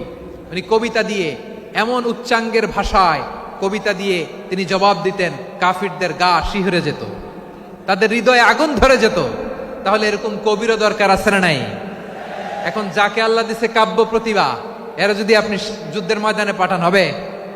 যারে দিছে সুরেলা গলা, এরা যদি অ্যাম্বাসেডর বানান হবে না। হাসান বিন সাবেত ছিলেন বিষ্ণু ইসলামের কবি। হুযায়ফা ইবনুল ইয়ামান বিশ্বনবীর গোয়েন্দা বিভাগের প্রধান। কিসের প্রধান? হুযায়ফা ইবনুল ইয়ামান। ওনার ছিল ডিটেকটিভ মাইন্ড, ডিটেকটিভ মাইন্ড, গোয়েন্দা বিভাগের প্রধান। এবং উনি হচ্ছেন সাহিবু সিররি রাসূলিল্লাহ, রাসূল সাল্লাল্লাহু আলাইহি ওয়াসাল্লামের গোপন তথ্যের ধারক বাহক। নবীর যেই কথা কেউ জানে না, সব হুযায়ফার পেটের ভিতরে ছিল। সুবহানাল্লাহ পড়েন। মদিনার যত ইহুদিদের একটা লিস্ট ছিল, এই লিস্ট শুধু দুইজন জানতো, বিশ্বনবী আর হুযায়ফা। সুবহানাল্লাহ পড়বেন না? তাহলে উনাকে কোন দায়িত্ব দিছে? কোন বিভাগ? যশোর, আওয়াজ করো কোন বিভাগ? গোয়েন্দা বিভাগের হেড ছিল। খন্দকের যুদ্ধে প্রচন্ড আজকের মতো শৈত্য প্রবাহ, মাটি খনন করতে করতে সাহাবীদের পেটে ক্ষুধা নাই, দাঁড়াইতে পারে না নামাজের জন্য, এত ক্লান্ত, ক্ষুধা, ক্লান্ত, শ্রান্ত। বিশ্বনবী বললেন, কে আছো? এই কঠিন শীত, এই ভয় আর ক্ষুধার মধ্যেও খন্দকের পরীক্ষার টপকে শত্রু শিবিরে যে আমাকে তথ্য দিবা, কে আছো? কারো গায়ে শক্তিই নাই যে দাঁড়াবে, কেউ দাঁড়ায় না। বিশ্বনবী তখন নিজে হুজাইফাকে ডাক দিলেন, হুজাইফা, যে আমাকে আজকে শত্রু শিবিরের তথ্য এনে দিবে সে জান্নাতে আমার মোরাফাকা, আমার সঙ্গী হবে। হুজাইফা রাদিয়াল্লাহু ইবনুল ইয়ামান জীবনের ঝুঁকি নিয়ে এই ক্ষুধা, শৈত্য প্রবাহ, কোল্ড ওয়েভসকে উপেক্ষা করে পরীক্ষা টপকে শত্রু শিবিরে যে সবার কথাগুলো চুপে চুপে শুনে বিশ্বনবীর দরবারে এসে গোয়েন্দাদের মতো তথ্য সরবরাহ করেছে। বিশ্বনবীর গোয়েন্দা বিভাগের প্রধান হুজাইফা ইবনুল ইয়ামান ইন্টেলিজেন্স বিভাগ চালাতেন। মুনাফিকদের নাম ওনার কাছে ছিল। মুআয ইবনে জাবাল মদিনা রাষ্ট্রের সবচেয়ে সিনিয়র আমলা ছিলেন। আমলাতন্ত্র চিনেন তো? প্রশাসনিক কাজ যারা চালায়, অ্যাডমিনিস্ট্রেশন বোঝেন না? The department of administration. মদিনার রাষ্ট্রের সিনিয়র আমলা মুআয ইবনে জাবাল মুতাখাসসিসুন ফিল হালাল ওয়াল হারাম, হালাল হারামের স্পেশালিস্ট ছিলেন। বিশ্বনবী উনাকে ইয়ামানের গভর্নর করে পাঠাইছেন। বলেছেন, ইন্নাকা তা'তি কওমান আহলা কিতাব, এমন গোষ্ঠীর কাছে যাবা এরা ইহুদি নাসারা, আগে শাহাদা পড়লে এরপরে নামাজের দাওয়াত দিও, নামাজ পড়লে যাকাতের দাওয়াত দিও। গভর্নরের অ্যাটিটিউড যেমন থাকে তেমন অ্যাটিটিউড ধরে রেখো। সুবহানাল্লাহ পড়েন। তাহলে মুআয ইবনে জাবালকে দিয়ে বিশ্বনবী কবিতা লেখায় নাই, চিঠি লেখায় নাই, আজান দেওয়ায় নাই। সুবহানাল্লাহ পড়বেন না? সব শেষ সাহাবী বলি আবু হুরায়রা রাদিয়াল্লাহু তাআলা আনহু, নাম শুনছেন? বিড়ালের বাবা। কি করতেন? খালি হাদিস মুখস্থ করতেন। উনি বলতেন, আলজামু রাসূলুল্লাহ আলা মিল ইবাতনি, আমার শুধু পেটের ক্ষুধার বন্দোবস্ত হইলে আমি নবীর সঙ্গ ছাড়তাম না। আমার আনসার সাহাবারা ক্ষেত খামারের কাজ করত, আমার মুহাজির সাহাবারা ব্যবসা করত, আর আমি নবীর সাথে সাথে থাকতাম। শুধু সকাল বিকাল দুই বেলা যদি আমার খাবারের বন্দোবস্ত হয় আমি আর নবীর লক ছাড়ি না। সুবহানাল্লাহ কইবেন না? 5374টা হাদিস তিনি বর্ণনা করেছেন। সবচেয়ে বেশি হাদিস বর্ণনাকারী সাহাবী। হাদিস প্রিজার্ভেশনের কাজে বিশ্বনবী ওনাকে কাজে লাগিয়েছেন। উনি একদিন বলেন, ইয়া রাসূলুল্লাহ আসমাউ মিনকা কাসীরান ফালা আহফাজু, নবী অনেক কথা শুনি আমার মনে থাকে না। বিশ্বনবী বললেন, তাই? উবসুত রিদাক, তোমার চাদরটা বিছাও। আবু হুরায়রা বিছালেন, বিশ্বনবী হাত বুলায় দিলেন, এরপরে অনেক হাদিস বর্ণনা করলেন। আবু হুরায়রা বলে, তারপর থেকে বিশ্বনবী যাই বর্ণনা করে আমি শুনি আর একটাও ভুলি না। এখন সুবহানাল্লাহ। বিশ্বনবী ওনাকে হাদিস প্রিজার্ভেশন, নবীর এই যে লক্ষ্য হাদিস প্রিজার্ভেশনের এই দায়িত্ব দিয়েছেন সাইয়েদনা আবু হুরায়রা রাদিয়াল্লাহু তাআলা আনহুকে। প্রিয় ভাইরা, তাহলে 10 জন সাহাবীর কথা যে বললাম, আপনারা কি খেয়াল করেছেন কত বড় ট্যালেন্ট হান্টার, চৌকস ট্যালেন্ট হান্টার ছিল আমার নবী। এক একজনের এক এক ট্যালেন্ট এক এক কাজে অ্যাসাইন করেছেন, এক একজনকে এক এক দায়িত্ব দিয়েছেন, এক একজনের প্রতিভাকে এক একভাবে বিকশিত হওয়ার সুযোগ দিয়েছেন। আওয়াজ করে বলেন ঠিক কি না? এখন আমার পর্দার আড়ালে আমার মায়েরা বলবে, এতগুলো পুরুষ সাহাবীর কথা বললো, নারী সাহাবীরা কি কিছু করে নাই? হ্যাঁ, একজন নারী সাহাবীর কথা বলে মোনাজাত হবে, দোয়া ছাড়া কেউ যাব না। রুফাইদা আল আসলামিয়া রাদিয়াল্লাহু তাআলা আনহা, ওনার বাবার নাম সাআদ আল আসলামি। বিশ্বনবী কি খেয়াল করলেন দেখেন, সাআদ ছিল মদিনার বড় ডাক্তার। এই নারী সাহাবী রুফাইদা বাবার কাছ থেকে চিকিৎসা বিদ্যা শিখেছেন। যখন শিখছে বিশ্বনবী দেখলেন, আমার তো প্রতি সপ্তাহে সপ্তাহে যুদ্ধে আহত সাহাবীদের সেবা দিবে কে? বিশ্বনবী রুফাইদাকে বললেন, রুফাইদা তুমি মসজিদে নববীর পাশে একটা মেডিকেল ক্যাম্প করো। এই যে সাকিনা আদ্দিন মেডিকেলের আমার ছাত্রী বন্ধুরা শুনে রাখো, তোমাদের আইকন হচ্ছে এই রুফাইদা আল আসলামিয়া। বিশ্বনবীর ডিরেকশন অনুযায়ী তিনি মসজিদে নববীর পাশে একটা মেডিকেল ক্যাম্প করলেন এবং আহত সাহাবাদের চিকিৎসা উনি ওনার টিম নিয়ে দিতেন। বিশ্বনবীর পরামর্শে উনি আনসারি এবং মুহাজির মহিলা সাহাবীদেরকে নিয়ে একটা স্পেশাল মেডিকেল টিম গঠন করলেন। খায়বার যুদ্ধে 7ম হিজরিতে যখন বিশ্বনবী যায়, উনি ওনার টিম নিয়ে আসলেন, বললেন, ইয়া রাসূলুল্লাহ আমরা তো তলোয়ার চালাতে পারি না, আমরা তো তীর মারতে পারি না, আপনি যদি অনুমতি দেন খায়বার অভিযানে আমি আমার টিম নিয়ে মেডিকেল টিমের সেবাটা সার্ভিসটা দিতে চাই। পড়েন সুবহানাল্লাহ। বিশ্বনবী অনুমতি দিলেন, যোদ্ধা সাহাবীদের সাথে রুফাইদা আল আসলামিয়া উনিও মেডিকেল টিম নিয়ে অগ্রসর হলেন। খায়বারের প্রতিটা আহত ইনজুর্ড সাহাবী যারা ইনজুরির শিকার হয়েছেন সবাই রুফাইদা আল আসলামিয়ার এই মেডিকেল ক্যাম্প থেকে চিকিৎসা সহায়তা পেয়েছেন। সুবহানাল্লাহ পড়েন। দেখেন কিভাবে বিশ্বনবী ট্যালেন্ট বাছাই করতেন। আপনি অবাক হবেন, বাহরাইনের মেডিকেল ইউনিভার্সিটিতে রুফাইদা আল আসলামিয়া মেডিকেল প্রাইজ অ্যাওয়ার্ড প্রতি বছর দেয়া হয়। যদি 8 দিনের এই মেডিকেল আমার বোনেরা যদি জেনে থাকো জানো, না হলে নতুন করে জানো, সার্চ দিও রুফাইদা আল আসলামিয়া মেডিকেল অ্যাওয়ার্ড বাহরাইনের ইউনিভার্সিটিতে দেয়া হয়। প্রিয় ভাইয়েরা, তাহলে আলোচনার সামারি আমরা করি। বিশ্বনবী যার যেখানে ট্যালেন্ট তাকে ওইখানে কাজে লাগাতেন। আওয়াজ করে বলেন ঠিক কিনা? এবার একটা ইন্টারভিউ হবে, আওয়াজ করে বলেন আবু মাহজুরাকে বিশ্বনবী কি বানাইছেন? হ্যাঁ, ভুলে গেছেন? সামনের চুলে হাত দিয়ে বিশ্বনবী কি সুন্দর গলায় আজান শিখালেন। মুয়াজ্জিন। যায়েদ বিন সাবিতকে একাডেমিক প্রজেক্টের দায়িত্ব দিয়েছেন, তিনি ছিলেন বিশ্বনবীর দোভাষী ব্যক্তিগত সচিব। Musab ibne Umair the first ambassador of Islam. Abdullah ibne Abbas উম্মার বড় শিক্ষাবিদ মুফাসসির। আব্দুল্লাহ ইবনে মাসউদ,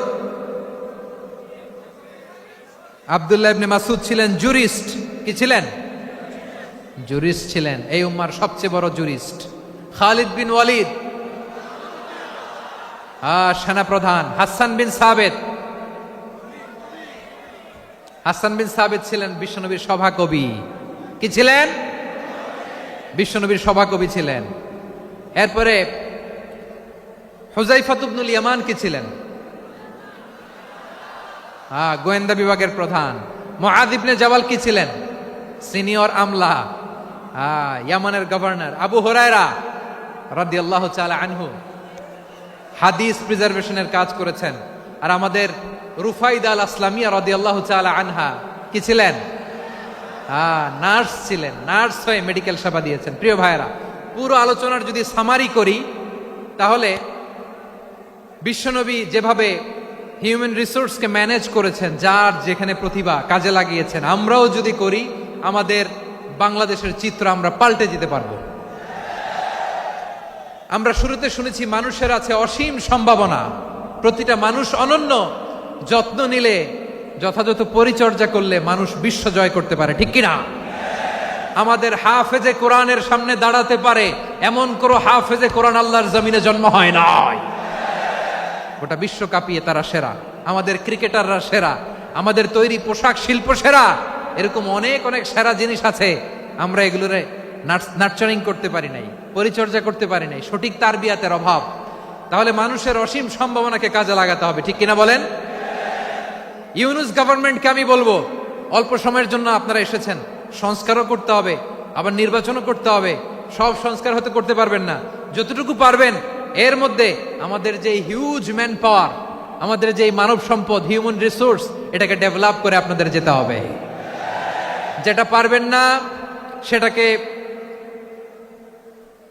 পরবর্তী নির্বাচিত গভর্নমেন্টের কাছে রেখে যেতে হবে, যে তারা যেন করে, তাদের কাছে আপনারা এটা রেখে যাবেন। তাহলে মানুষ চাইলে বিশ্ব জয় করতে পারে। আর মানুষকে হারাতে পারে কেউ? জোরে বলো যশোর, মানুষকে হারাতে পারে কেউ? আল্লাহ আমাদেরকে জনসংখ্যা দিয়েছেন প্রিয় ভাইয়েরা। এই জনসংখ্যা অনেক বড় সম্পদ, এটা আমাদের জন্য অভিশাপ নয়, আশীর্বাদ। আমাদের জনসংখ্যাকে যদি আমরা জনশক্তিতে রূপান্তর করতে পারি, আজকে বাংলাদেশ যে অবস্থানে দাঁড়িয়ে আছে, বাংলাদেশ তার 20 গুণ উন্নতির শিখরে চলে যাবে। চিল্লায় বলো ঠিক কিনা?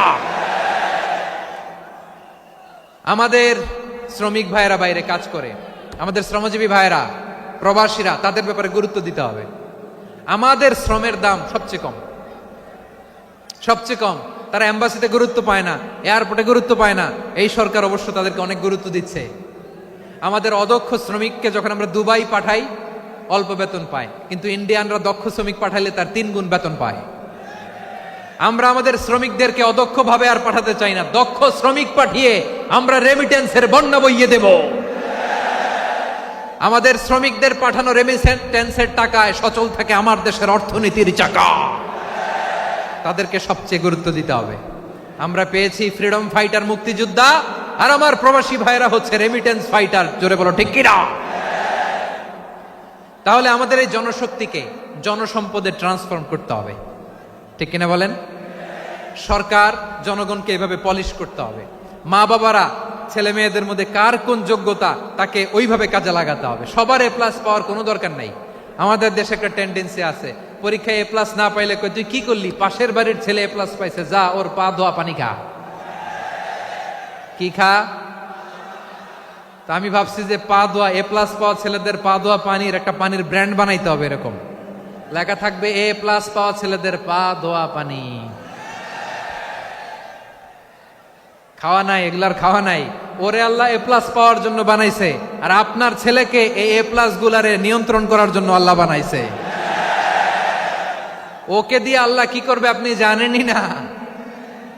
একটা এ প্লাস, একটা এ গ্রেড একটা মানুষের জীবনকে ঠিক করে দিতে পারে না। আপনার ছেলেকে আল্লাহ অন্যদিকে যোগ্যতা দিয়েছে। ওদের মনোবল ভাঙবেন না, খবরদার খবরদার। ছেলে মেয়েদের মনোবল ভাঙবেন না। যাকে দিয়ে যেটা হবে তাকে দিয়ে সেটা করতে হবে, তার প্রতিভাকে সেভাবে কাজে লাগাতে হবে। তাহলে বাংলাদেশ, আমাদের এই জনসংখ্যা জনসম্পদে রূপান্তরিত হবে। আমাদের সরকারের তত্ত্বাবধানে আমাদের 18 কোটি জনগণ দক্ষ জনশক্তিতে রূপান্তরিত হোক। আমরা চাই কি চাই না? আমরা ভালো মানুষ, শ্রেষ্ঠ মানুষ হতে চাই কি চাই না? ওই জাপানিজদের মতো সৎ, ওই ইউরোপিয়ানদের মতো কালচার্ড। আমাদেরকে আল্লাহ তাআলা কোরআন সুন্নাহ অনেক কিছু দিয়েছেন। যেহেতু বর্তমানে আমরা দেখছি তারা সৎ, তাদের মধ্যে ভ্যালিউ আছে, সেগুলো আমাদের মধ্যে আনার দরকার আছে না নাই? আর ইসলাম দিয়ে আমাদের জীবনকে সাজাতে হবে, ইসলাম দিয়ে আমার পরিবারকে সাজাতে হবে। ইসলাম থেকে, কোরআন থেকে প্রেসক্রিপশন না নিলে জীবন সুন্দর হবে না। কোরআন থেকে প্রেসক্রিপশন না নিলে সমাজ সুন্দর হবে না। কোরআনের প্রেসক্রিপশন না মানলে রাষ্ট্র সুন্দর হবে না। কোরআনের প্রেসক্রিপশন অ্যাপ্লাই না করলে শুধু দুর্নীতি দমন কমিশন দিয়ে দুর্নীতি বন্ধ করা যাবে না। এজন্য কোরআনের আইন আমরা চাই কি চাই না? প্রিয় ভাইয়েরা, হিউম্যান রিসোর্স ডেভেলপমেন্ট, মানব সম্পদের উন্নয়ন, আমাদের সরকার যেন এদিকে নজর দেয়। আমরা যেন এই ব্যাপারে যত্নবান হয়ে উঠি। যাকে আল্লাহ যে যোগ্যতা দিয়েছে, এই যোগ্যতা দিয়ে আমরা যেন ইসলামের জন্য, দেশের জন্য কাজ করি। আমরা যেন আমাদের স্কিল ডেভেলপ করি, আমাদের পটেনশিয়ালকে ডেভেলপ করি। মোরালিটি, ভ্যালিউজ নিয়ে শায়েখ আহমদুল্লাহ আলোচনা করেছেন, এগুলো দিয়ে যেন আমরা আমাদেরকে সাজাই। আল্লাহ তাআলা আমাদের দেশকে তুমি নিরাপদ করো, আমরা পড়ি আমিন। আল্লাহ আমার 18 কোটি জনগণকে তুমি জনশক্তিতে রূপান্তরিত করো, আমিন। আল্লাহ আমরা হাতে হাত রেখে, কাঁধে কাঁধ মিলিয়ে, ভাইয়ে ভাইয়ে যেন এই দেশকে গড়তে পারি, আল্লাহ তুমি তৌফিক দান করো, আমরা পড়ি আমিন। আমার প্রিয় মহিউদ্দিন ভাই বলেছেন, হুজুর এমন একটা ঘোষণাপত্র দিয়ে যাবেন আজকের এই ঐতিহাসিক যশোরের প্রোগ্রামে, যেটা গোটা বাংলাদেশে মানুষ এটার উপর আমল করে। আমি যে কথাটা বলেছি এটাই, আসুন আমরা আমাদের জনসংখ্যাকে জনসম্পদে ট্রান্সফর্ম করি। আমাদের জনসংখ্যাকে আমরা যেন জনশক্তিতে রূপান্তরিত করি। জনসংখ্যাকে ট্রান্সফর্ম করে জনশক্তি দিয়ে আমরা যেন আগামীর বাংলাদেশ, স্বাধীন বাংলাদেশ 2.0 গড়ে তুলি। আল্লাহ তাআলা আমাদের সবাইকে কথাগুলো বোঝার, আমল করার তৌফিক দান করুন। এই জেনজি, ক্ষমা করে দিও আমাকে, অনেক ধমক দিছি, বকা দিছি। আল্লাহ তোমাদেরকে করুক, কবুল করুক, যশোরবাসীকে কবুল করুক, আদ দিনকে কবুল করুক, এই মেডিকেল কলেজকে কবুল করুক, ইসলামের জন্য বাদ ভাঙা এই জোয়ার এবং উচ্ছ্বাসকে আল্লাহ তাআলা কবুল করুক। হাযা মা ইনদি ওয়াল ইলমু ইনদাল্লাহ আলাইহি তাওয়াক্কালতু ওয়া ইলাইহি উনীব। সুবহানাকাল্লাহুম্মা ওয়া বিহামদিকা আশহাদু আল্লা ইলাহা ইল্লা আনতা আস্তাগফিরুকা ওয়া আতুবু ইলাইক। আল্লাহুম্মা আমিন।